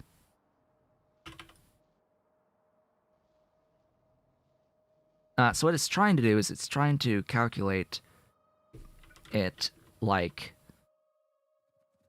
you have a bunch of buildings in a line. You can fit how many beacons along that line. It wants to know how many... It wants to know how many buildings a beacon is affecting, and then it also wants to know how many beacons affect an individual factory. You know? You need to know these things ahead of time when I think the way that you're wanting to use Helmod is to have it figure that out for you, right? Like, I'd rather say, hey, how many beacons would it take to use only 1 factory? That's the question I would rather Helmod try to answer for me, not how many factories will a certain number of beacons reduce the building count by, or increase it by, whatever you want in there. No, I want to know how many beacons does it take to reduce the factory count by a certain amount. Like, to 1, to some target 1. Right? Like, that seems like the question that we want to have answered, right? It's how many beacons to get to 1. Beacon minimum to get to 1. Anyway. So that's that. I think I've already checked off the other thing. So you can go in here. Go away. Enjoy voiding.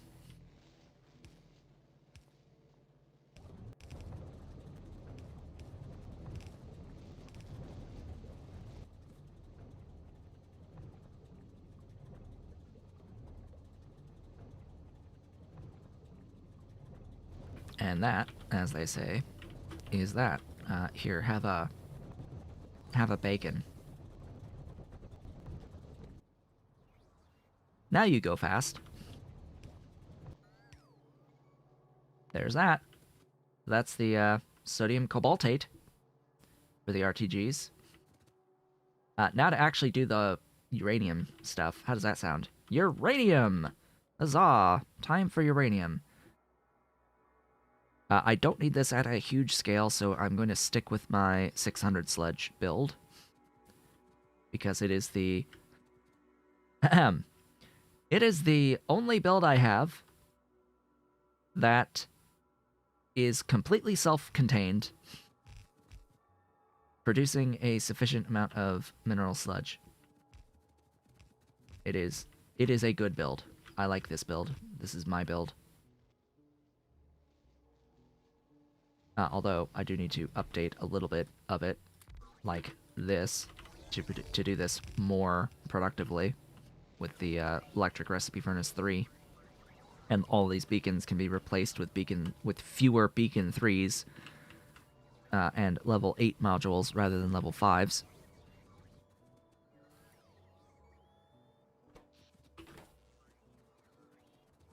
Regardless, though, hello stuffs. We have 3 different ore types and a hybrid catalyst. Oh joy. Love the hybrid catalysts. You are Bob, Protinium, and the Saphirite. Okay. Bob, Protinium, Saphirite.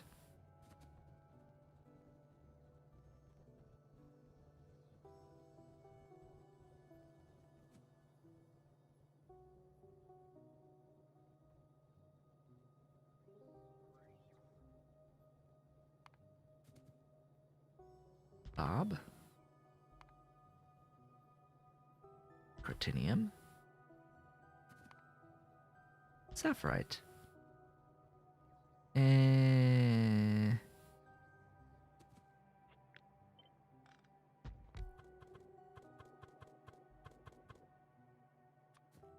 Boink, boink, boink.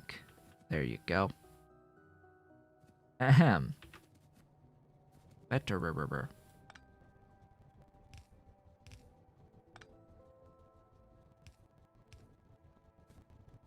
Oh, you're a little too close there. You're just a little too close there.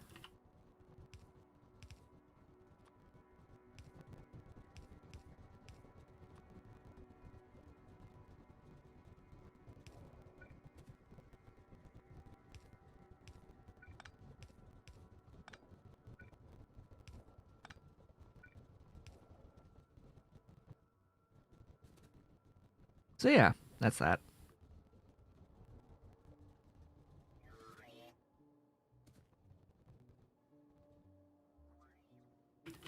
That is that.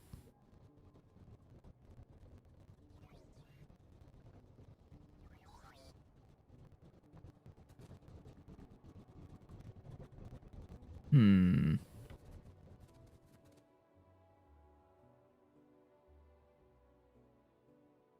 Thinking, processing.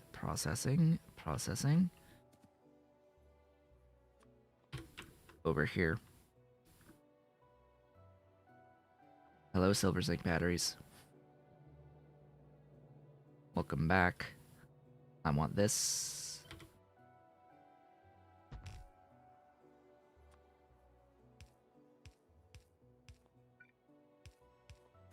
Okay, what type of crystals are we gonna have to screw with this time?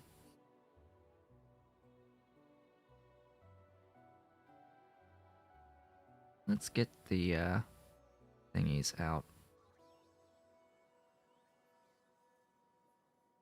Liquifers. We're gonna have these lickies up here.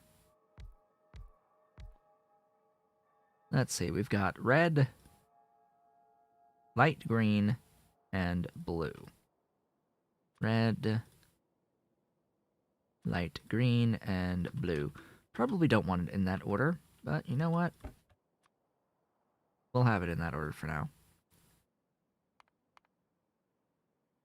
Red. Oh boy. Light green.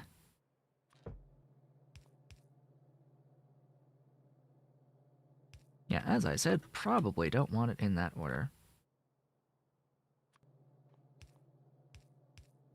And in fact, blue. Not that, that.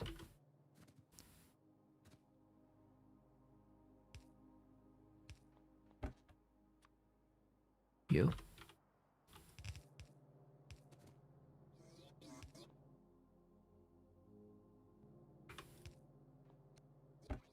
You.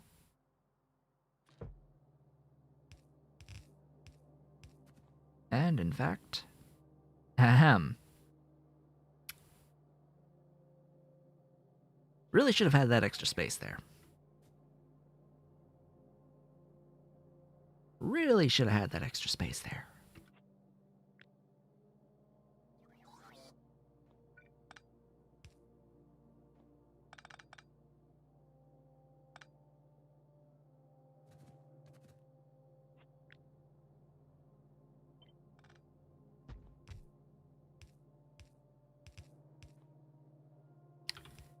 There we go. Crushed Bob. Let's head up. Right there. Then we need our filters on the crushed stone.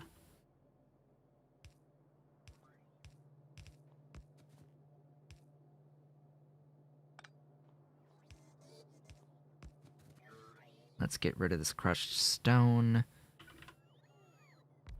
with another one of these types of setups.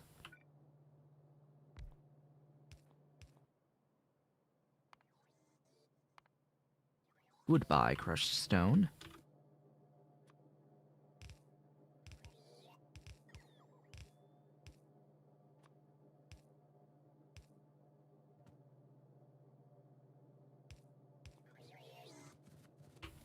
Ahem. These liquefiers are not too close. I have very specifically put these liquefiers in a very specific set of orientations that I guaranteed would work ahead of time.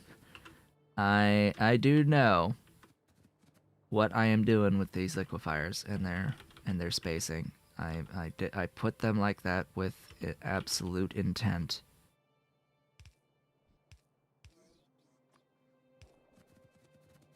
I knew how I was going to route the pipes as I was plopping them. And I've done it before in this series in that way. Not all the time, but sometimes I do have it like that. It's a convenient way of keeping the spacing at minimum, although it does use a lot more pipes. Okay, so that's that. I, of course, you may notice that this says 4 on each of those. My bet says that it is, in fact, it means 1, not 4. What you really mean to say is 1. Yes, 1 on these buildings, not 3, not 4, but 1. That's still 1, regardless.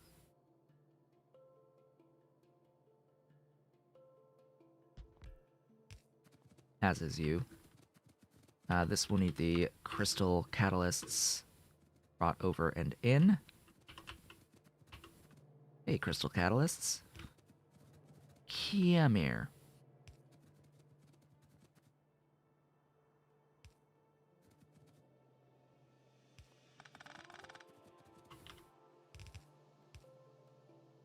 There you go.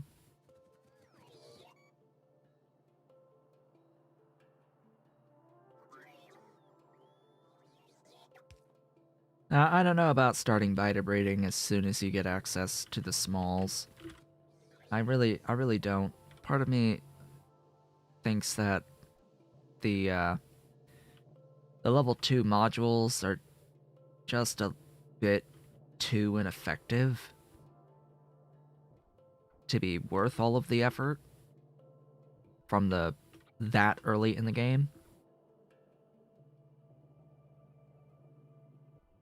I think the level 5 modules are absolutely worthwhile.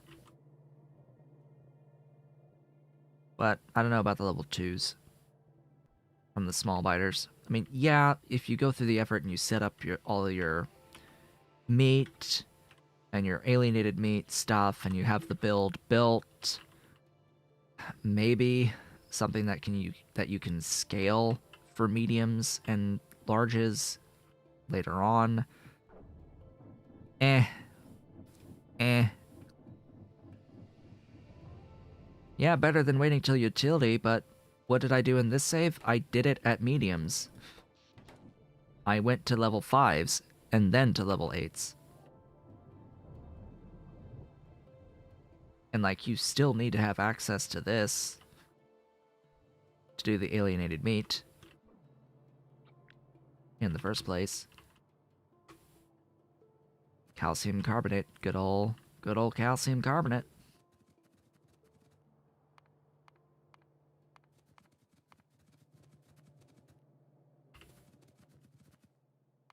That's all of that. Oh boy, we have to do this too. Huzzah! Yo, hey. Hey, thing. You're gonna be over here. You're gonna be over here. I really should have put the... this always happens. This always happens where I see that I have two things that use sulfuric acid and then the one thing that doesn't use sulfuric acid, and without fail I have managed to put the two things that use sulfuric acid in different positions so that I have to use more pipe overall. Like, without fail, I always put the different thing between the two things that use the same thing.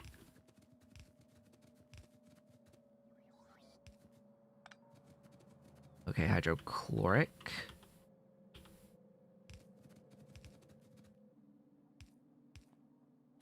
Your time to shine. Could make hydrochloric here. I've got all of the stuff to make it, but you know what? I've done it on the bus. I may as well use what I've got here. Alright, you are the chunks of sapphirite. Oh. Oh, hello. Ahem. You are the chunks of protinium. And you are the chunks of bobmonium. There you go. Ta-da! We, of course, only need one of these buildings, not 3 of them.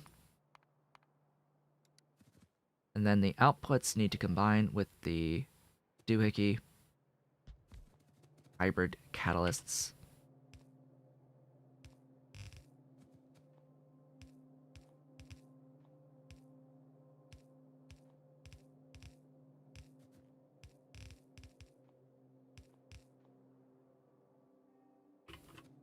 And that's our uranium ore. We just need to add power to all of this.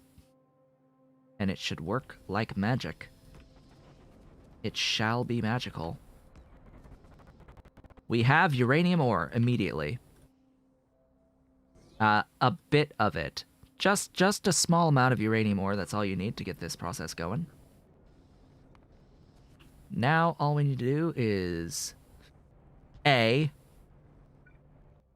I'm not carrying centrifuge 3s with me? Huh. I thought I was prepared. Hey, game. Bring me these. Because I know I have them. So, we need to make this go a little bit faster. Just a smidge. Just a little bit. I've already gotten 2 of the U-235. Thank you kindly. But first we need to do this. The U-235, 238 into U-235 and U-238. Note that you lose 2 to gain 1 plutonium-239. Ah, boy.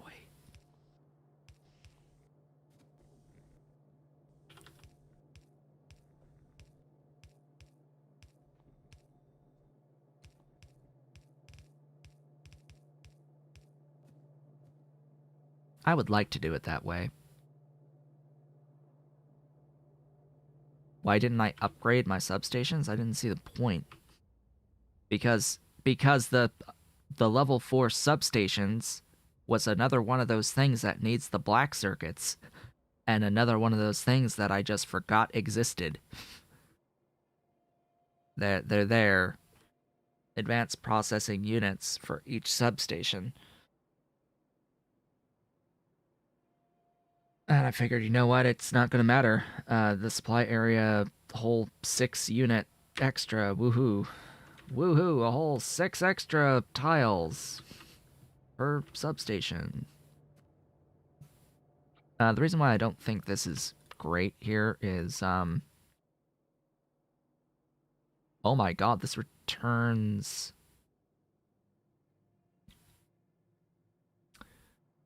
Hey!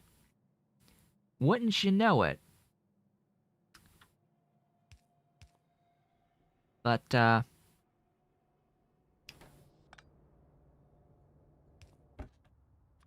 need you to filter out. Where's the uranium? Oh boy, we get to be on a mission here. Where is...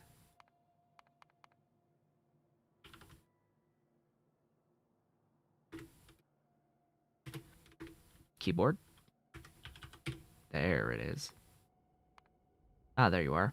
235.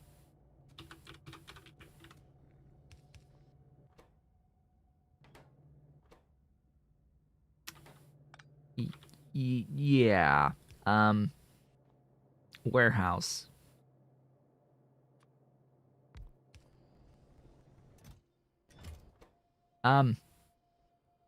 Yeah.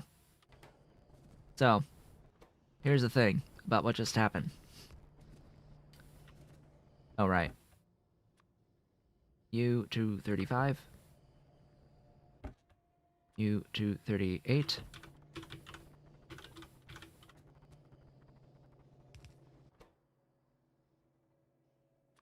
$235.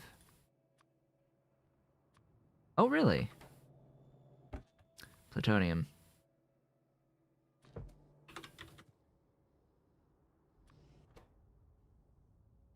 Uh-huh. Wait, what? Bob? Bob, what's your problem? Oh, water. Ah, water, water, water, water, water. Of course, it's always gonna be the water. Tank.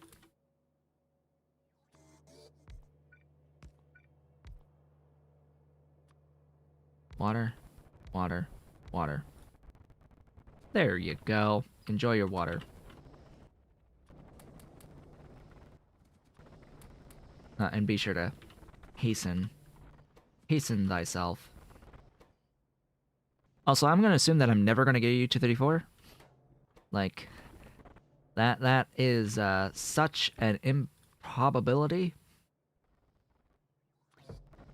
But you know what? We'll take out our 238 and 234 and put it in here. So the thing about this is, you may notice that this number here is bigger than this number here.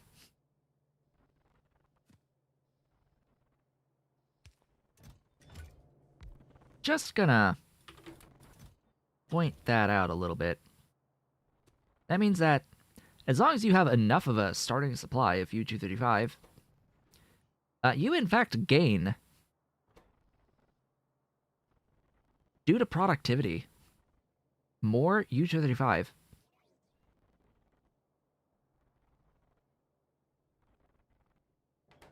But you do need enough to do stuff. You're still being limited. All right. Yo. I need a pump.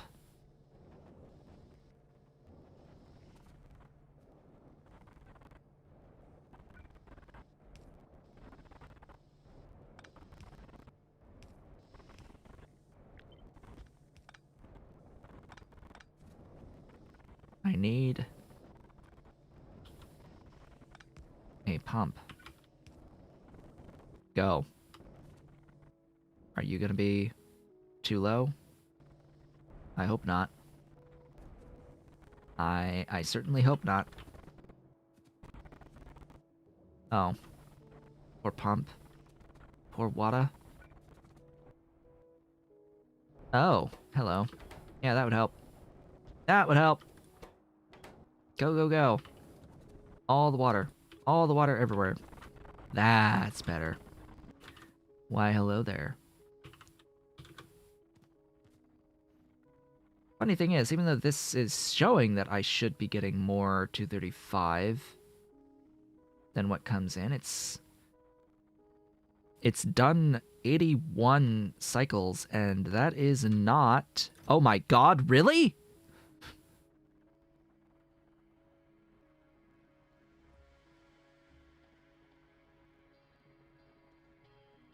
I'm shocked to see even one of these. Interesting. How nice. How many of this do I have? Oh, I have enough. Oh, I have enough now. So you take U-238 and the plutonium.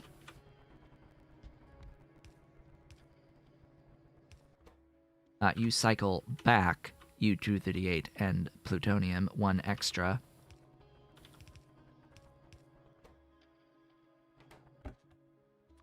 Plutonium.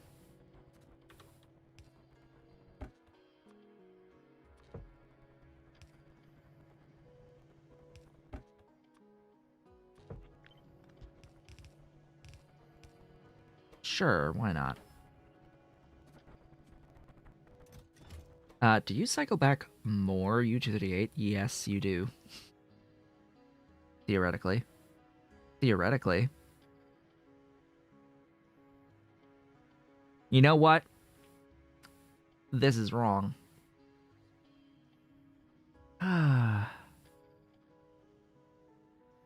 Actual craft time is wrong.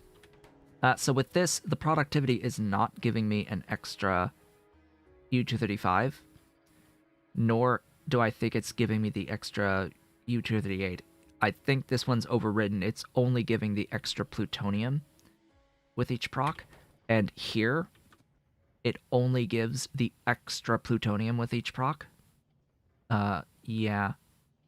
Yep. That's exactly what's happening, but actual craft time is calculating it as if it is proccing the U-238, but there is a very specific exception with this process that it only affects the net positive. In this case, with bombing about, it's the plutonium 239. Each productivity hit is 1 extra plutonium. Not 41 plutonium out, but 1. You see the little 1 extra going across the belt? You see that few frames where there's like 1 by itself. That's the productivity hit. So we have enough plutonium now. It's time. It's time for the thingy here to make RTGs. That's a great point.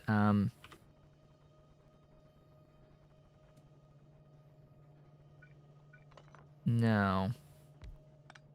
I need to make sure that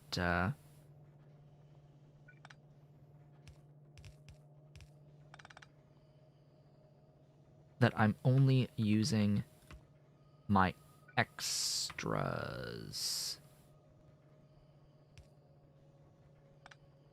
So when I go out,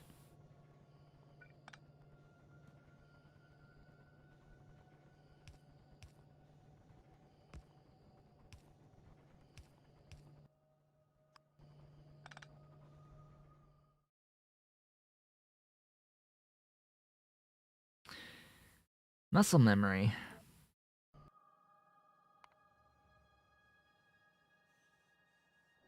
Hey, has there been an update? Nope.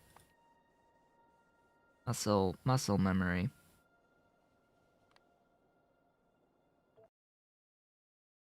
We're gonna restart the game. Muscle memory.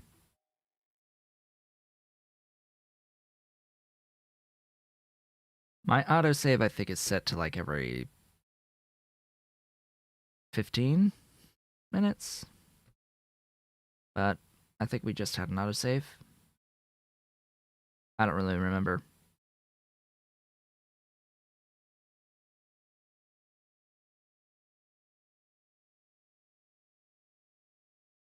How much did we lose?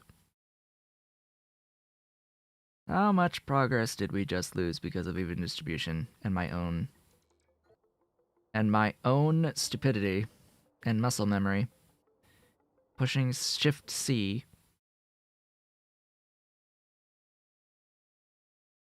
Loading. Loading. Loading. Loading. Loading. Loading. Okay. Where are we? Oh no. Are you okay, that's not gonna ever happen again.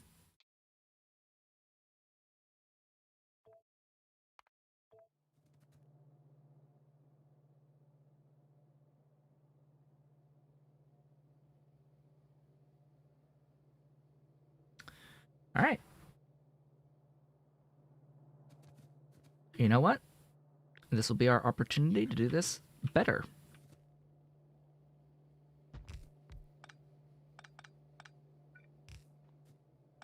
This shall be the opportunity to do this better.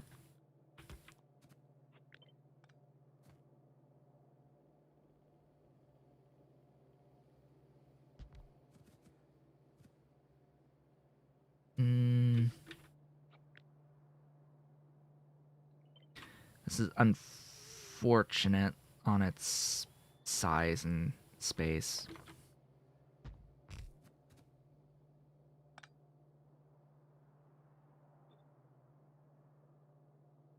Ah, you fit perfectly right there.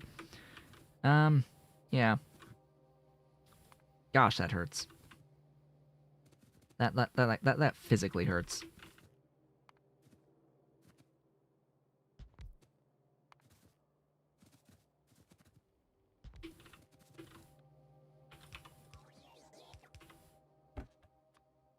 That.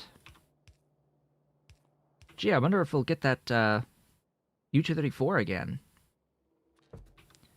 I wonder. I wonder.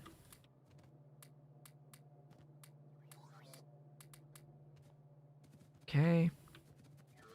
That's all good.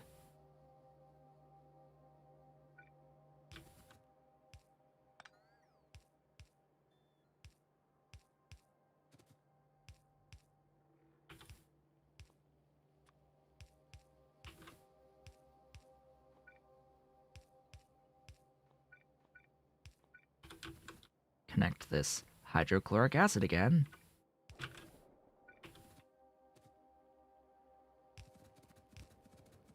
Well, if you happen to enjoy all this the first time, time to enjoy it a second time.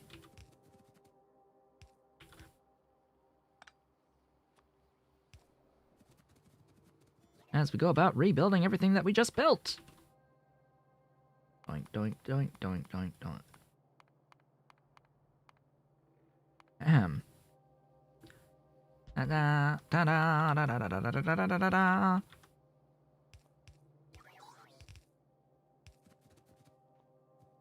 All right, I can do that. Not here though.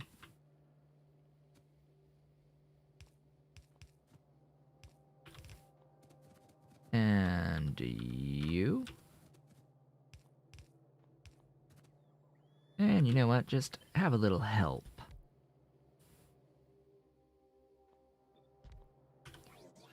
I remembered about the centrifuges.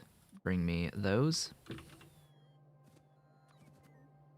As I power all of this up, I'm pretty sure I've forgotten nothing.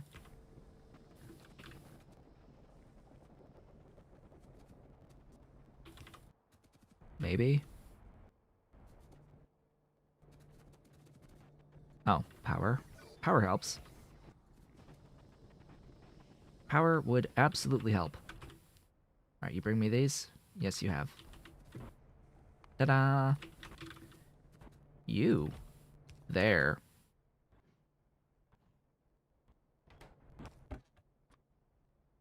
What tab was that? I never remember. You. Angel's Power. 234 and 238.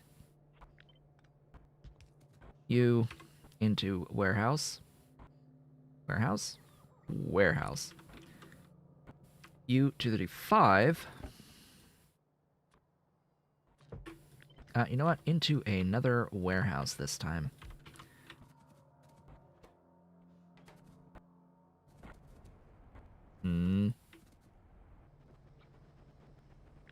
Ah. You know what? Go fast. All of you. Thou shalt move.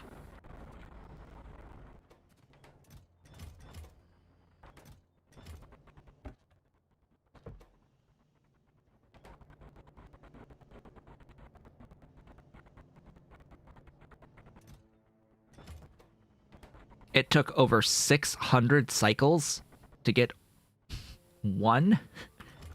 Okay. Sure.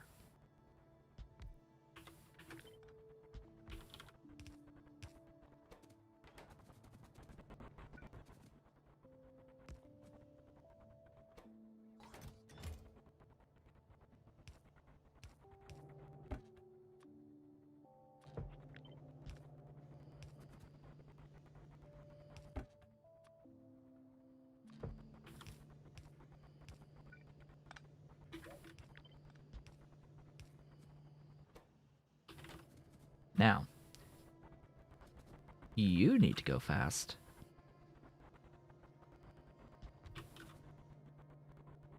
I did set filters on all of the relevant loaders.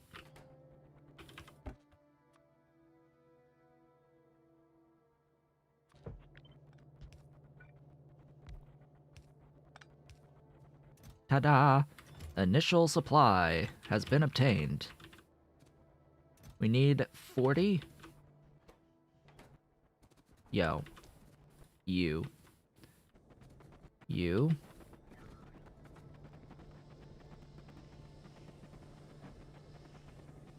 Are we really? Are we really going as fast as we can?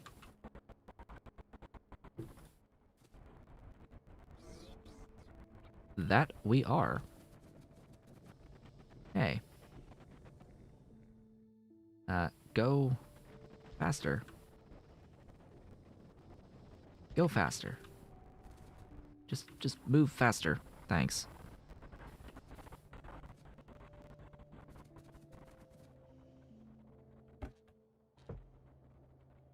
Oh, this filter. Ah. You meant here. On the U234. That I have 0 of, you know?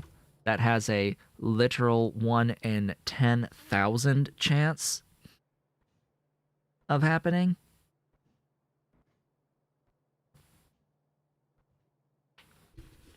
Or 1 in 1,000, I don't even know. This thing is procced over 3,000 times, and we haven't gotten a single one, so I think it's actually as low as 1 in 10,000. I don't know, because it doesn't show me all the place values. Like, what is the actual percentage chance of getting a uranium-234? Because right now I have 0. And my mind doesn't even register that it's a thing that exists. most of the time.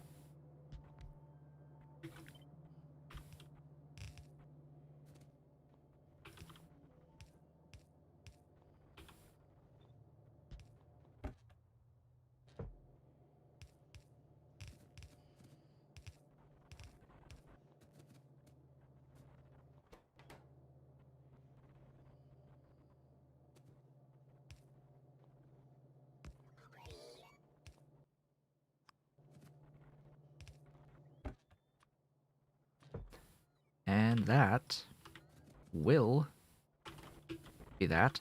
I have been getting exceedingly unlucky on the 235 outputs.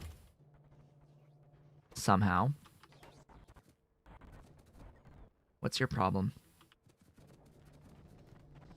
What's your problem? What's your problem? Oh. It would appear as if I'm at my limits of the 600 per second of the sludge build.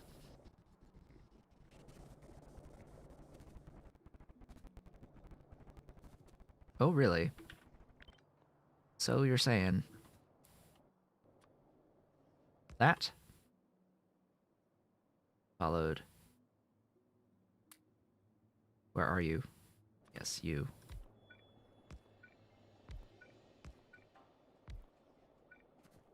Boink, boink, boink. Really? Go away. Boink. Yes, go. Be free. Be free. We must free the sludge.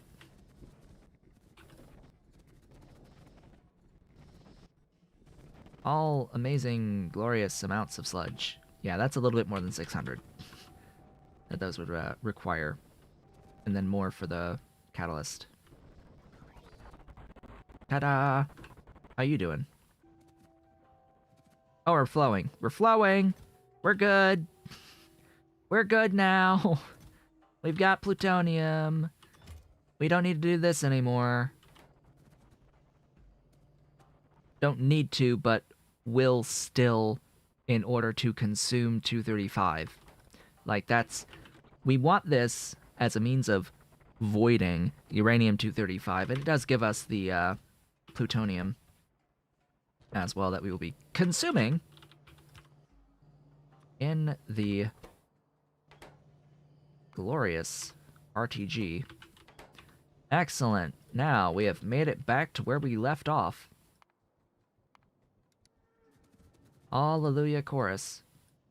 For the exception that this does still need to be a little bit faster, because I do need to make over 5 per second net. Just like you need to give me a bunch of that, and I think we're good. I think we're good, anyway. On all the things. Yeah, just a bit of throughput there.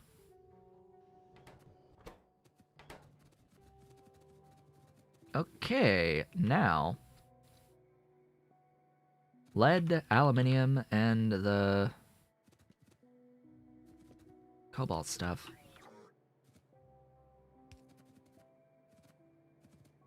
This guy.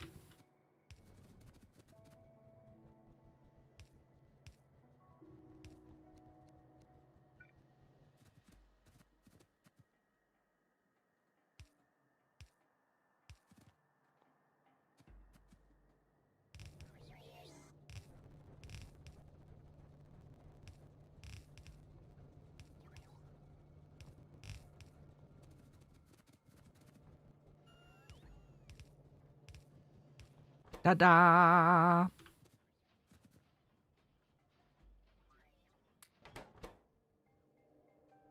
Really? Nice. Let's get this going.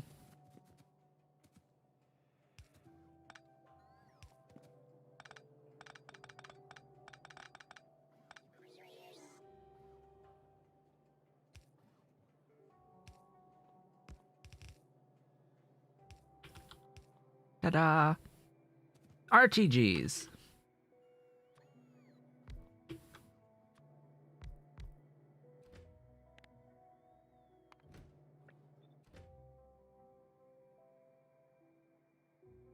At a stack size of 50.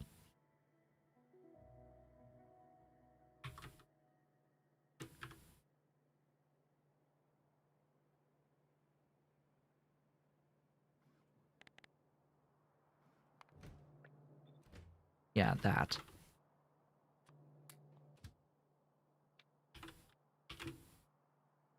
Supply. Depot. Full cargo. Circuit condition. Auto magic. You died. For what reason? For what reason? Oh. Right. This overproduces hydrogen. Why that was thought to be a good idea, I don't know. But there you go. Ahem. 6.9 RTGs per second. As long as we got that 6.9 plutonium, which,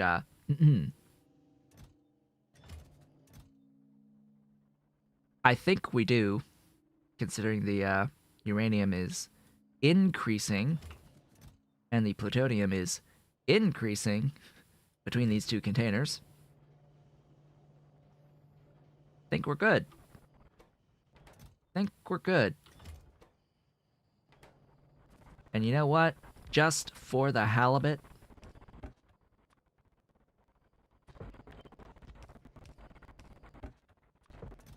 now there's 0 chance of there being issues.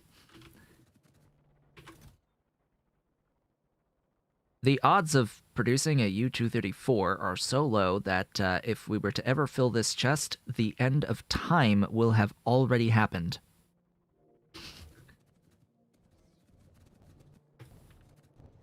The Earth will have been destroyed by the time the warehouse would fill. And there would be any issues.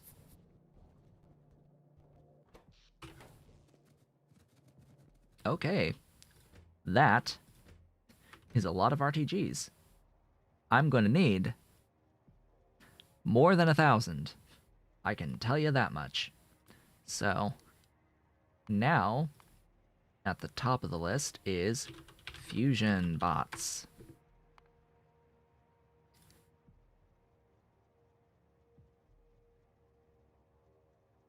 Okay, there. Like, what happened to my UI? That's what happened to my UI.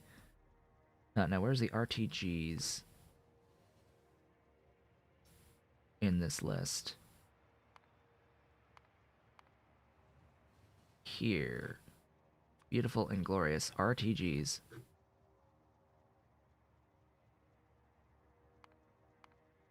Congrats, you exist on the network. Hey, Maul.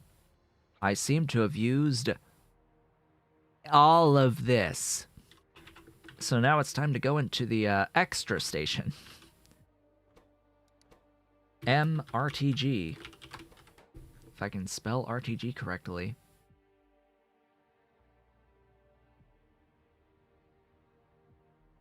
There you are.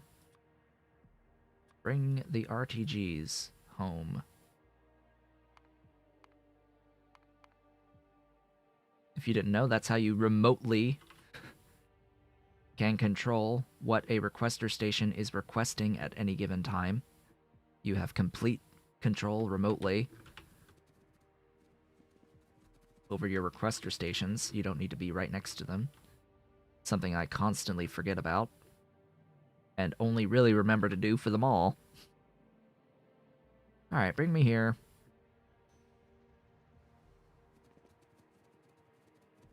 Nice and convenient. I have nothing currently that uses the RTGs in the mall. However, I did have things that needed the batteries, and the batteries Oh boy, it's glorious. It's time. Oh, it's time. I am I am super happy. It's finally time. You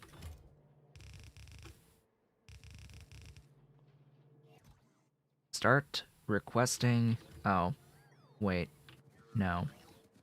First off, find this. Close that off. What? Why were you... Oh, right, I closed off the previous production. Okay. Close those off.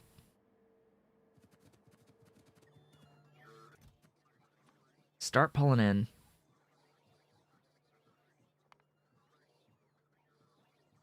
I'm looking for logistics. The purple Constructobots. All of them. Whoops.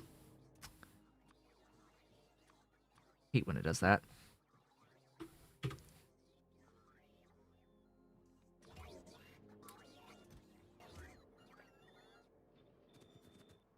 There you go. This will pull one bot per container per second from the logistic network. I have 19,500 of these.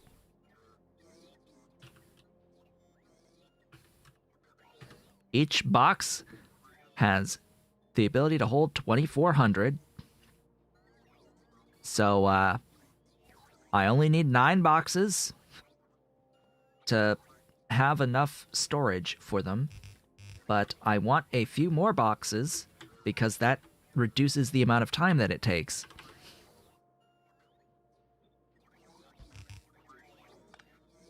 To pull out all of these bots from the grid. But what are we going to do with them?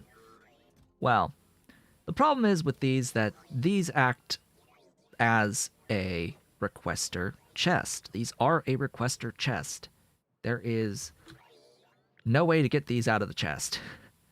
Sadly. As is. Now, under normal circumstances, what we could do is plop a building, say right there. That's like, oh hey, you know what? We're gonna make these bots.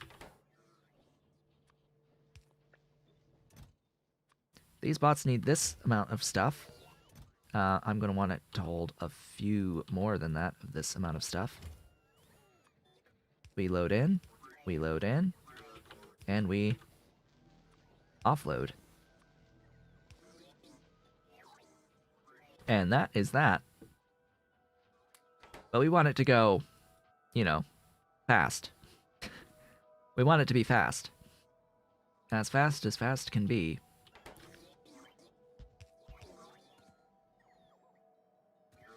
And eventually this will fill up. Eventually. I have 0 construction bots now. So, be free! For now, just to have a few. I will need to recall them again.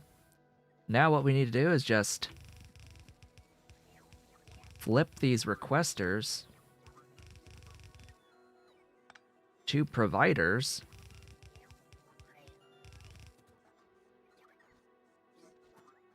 Ahem. Except for the ones that we actually want to be pulling in and doing all the upgrades of. And then there's, of course, this little thing called the Fusion Bot, which is what I actually want. And this thing needs all of my RTGs. Well, some of my RTGs. RTGs are under power. No, they're not. They're under components. So bring the RTGs over, and that will start making my fusion bots. And then very simply, I can just take a requester chest, be like, hey, give me... Pull out those green bots that I previously put in. All of them. Limit that. So we stop other stuff and can actually pull in those bots. How many do I currently have? 321. Oh, hey, they're like all here, so... Now how many do I have? 91 that went off somewhere and did something.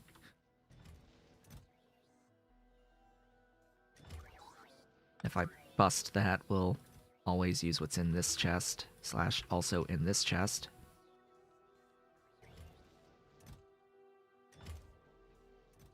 Uh, 2,400. That'll empty this chest. Said that will empty this chest. And then the rest got pulled out from the grid. And once all of these get updated, / this guy, I guess I can make it some other not provider in the meanwhile. That's all the Constructo bots getting upgraded. Right there. We now have fusion-powered Constructo bots. These can carry up to 4 items at a time, aka 4 units of landfill. And they move at 32.4 plus 77.8. They move over 100 kilometers an hour. That is as opposed to these bots that move at... oh, that's kilowatts. Was I looking at kilowatts or was I looking at speed? Hold up. Speed. 32.4 plus 78. Okay. These are 25.9 plus 62.2. So there is a speed bonus there. The main thing, besides the speed bonus, going from less than 100 to greater than 100 kilometers an hour, going from like 87-ish, 88 kilometers an hour to well over 100. Close to 110. Over 110. Just barely. These don't use power. They don't need to stop to charge. And therefore they gain a lot of average speed because they don't ever need to stop to charge. And if every single robot in my base doesn't need to stop and charge, I don't need charging pads anywhere. I don't need to worry about charging at all. If every bot's a fusion bot.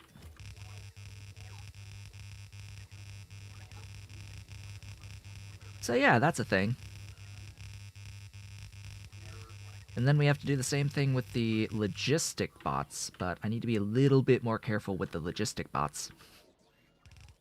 Just a tad more careful. Because the, that's the wrong logistic bot. I need the purple.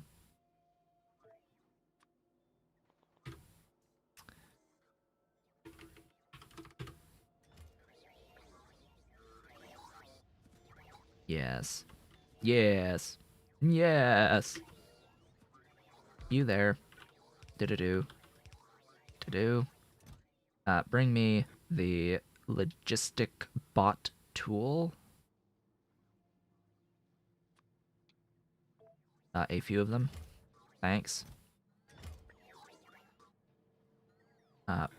Make me the green Logibot.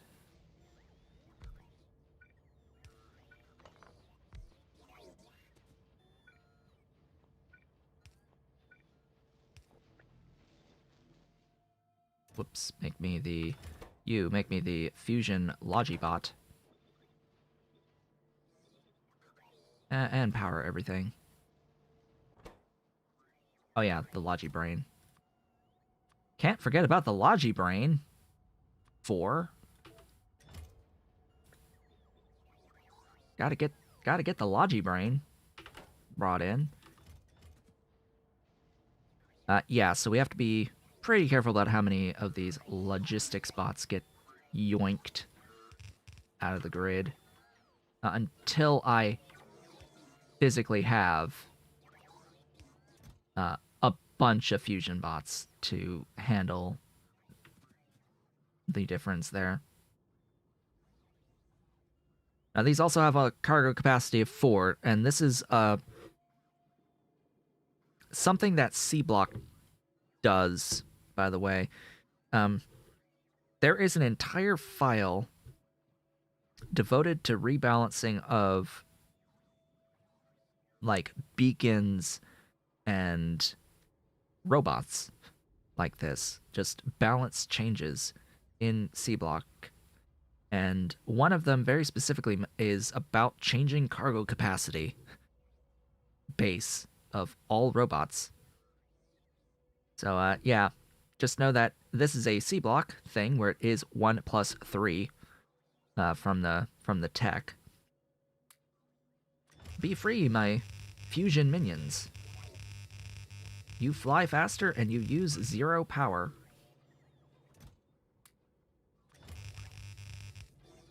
Now, I legit should have over 70,000 construction bots. So, I may not want to make all of them, like upgrade all of them to Fusion and have them all in my network, but I think that would be hilarious. To have all of these nice robots flying around in my network. Yeah. Come out. All 6,000 plus of my existing purple Logibots and get immediately upgraded into greens. Alright, how many fusion constructos do I have? 1,000 and 1,067. When this number hits 0, basically, is when I will swap these over. In fact, I will copy and start pulling it out faster. Gotta pull them out fast. Very, very fast. Once they're all pulled out and I replace all of these with other types of chests, I get to completely disable the bot recaller mod. And I will be very happy because that will increase my performance significantly. Ideally by about 5 to 10 frames per second. Yes, increase the performance significantly. Yes, absolutely. We must have increased performance.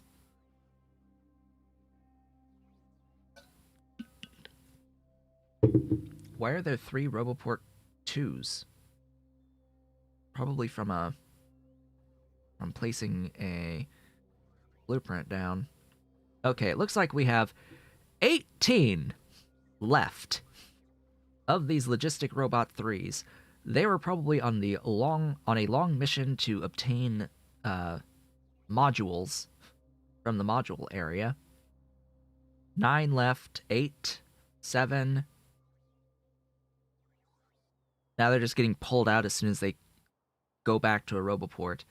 5, 3, 1, and 0.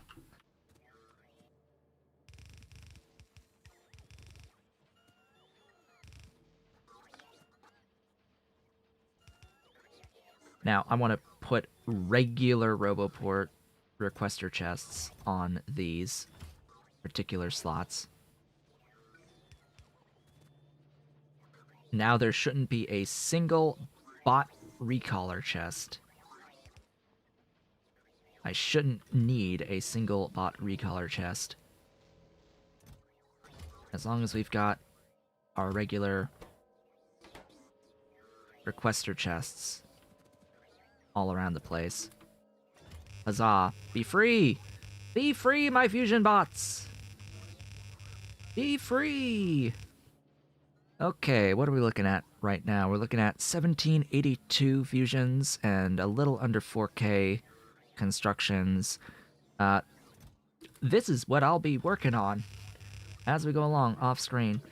Just unleashing the horde of fusion bots everywhere. Now, before we go for the day, I want to, of course, remove bot recaller so we can have a look at exactly what impact on performance it will have. So right now, in the 90 frame range, from this position, 90-ish frame range, we save the game. This being part 42, but whatever. Quit. Mods. Find the bot recaller mod. Version 17.3. So that means that I have manually updated this mod over time from version 17 of the game to make it compatible with 1.1. I'm gonna uncheck that tick box. I just prefer that particular mod and the way that it handles pulling in the robots. It's just a simple, this is a requester chest that you place down, and it will pull 1 bot per second per chest from the current network that it's in that you use the request for. It does have a downside, though, in that it is a requester chest, and it will request from any provider chest that you may have as well, and not just pull in from the network. If there is a mod that only will pull in from the network and not pull in from any provider chest, that would be fantastic, actually. I would much prefer to have something like that.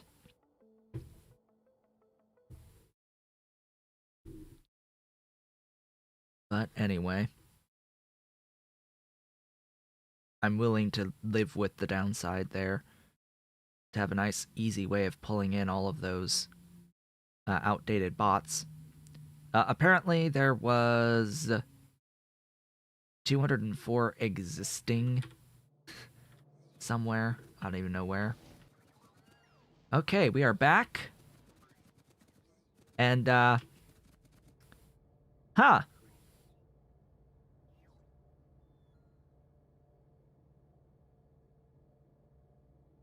It seems we may have gained more than 10 frames per second.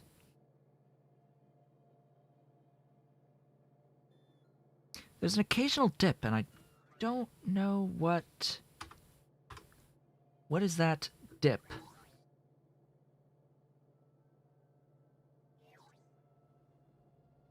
Yeah, there's this occasional dip, and I don't know what exactly. Anyone spot it? Anytime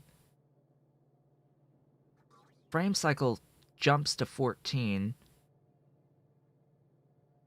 but it's not a wait for update.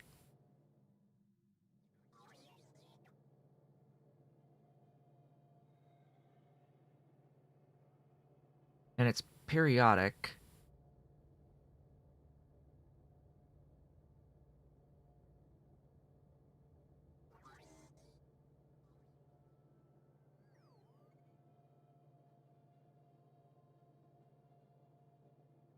Huh. Interesting.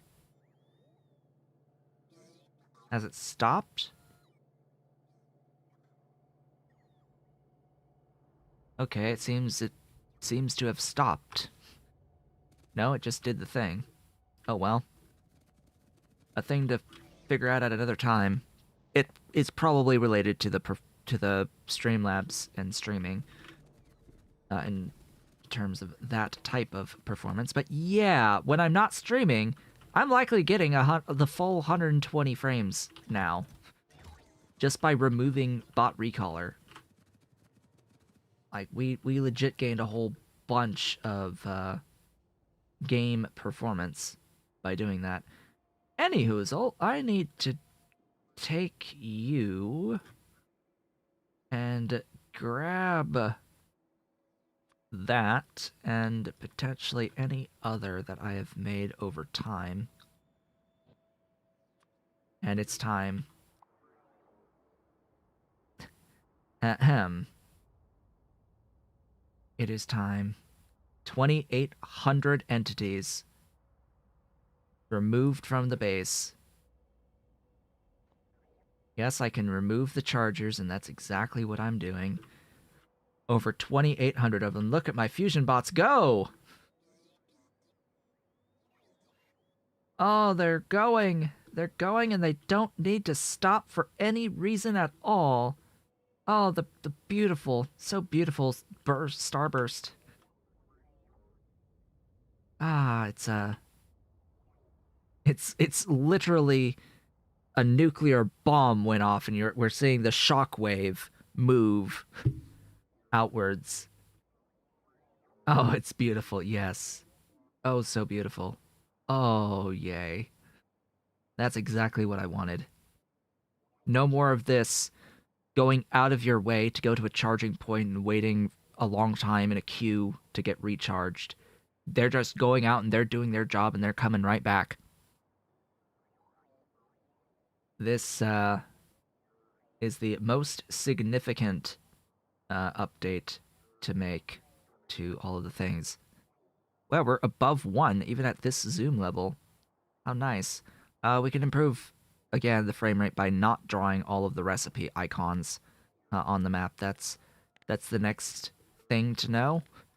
When you're on the map view, and if you want more frame rate from the map view, the biggest issue here is having the recipe icons on. I really love the recipe icons, don't get me wrong, but each and every single icon is an entity being drawn on the map, and it has requisite performance impact just by being an entity that is being drawn on the map.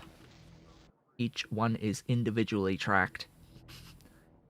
Even if it's the same icon, each and every one is taking away from your performance by a lot. But with that, folks, we have reached the end of the stream for the day today. This has been... I would like to thank you all for watching. This has been Otaku Showboat. If you have enjoyed today's stream, please be sure to do all of the social and engagement stuff below the video.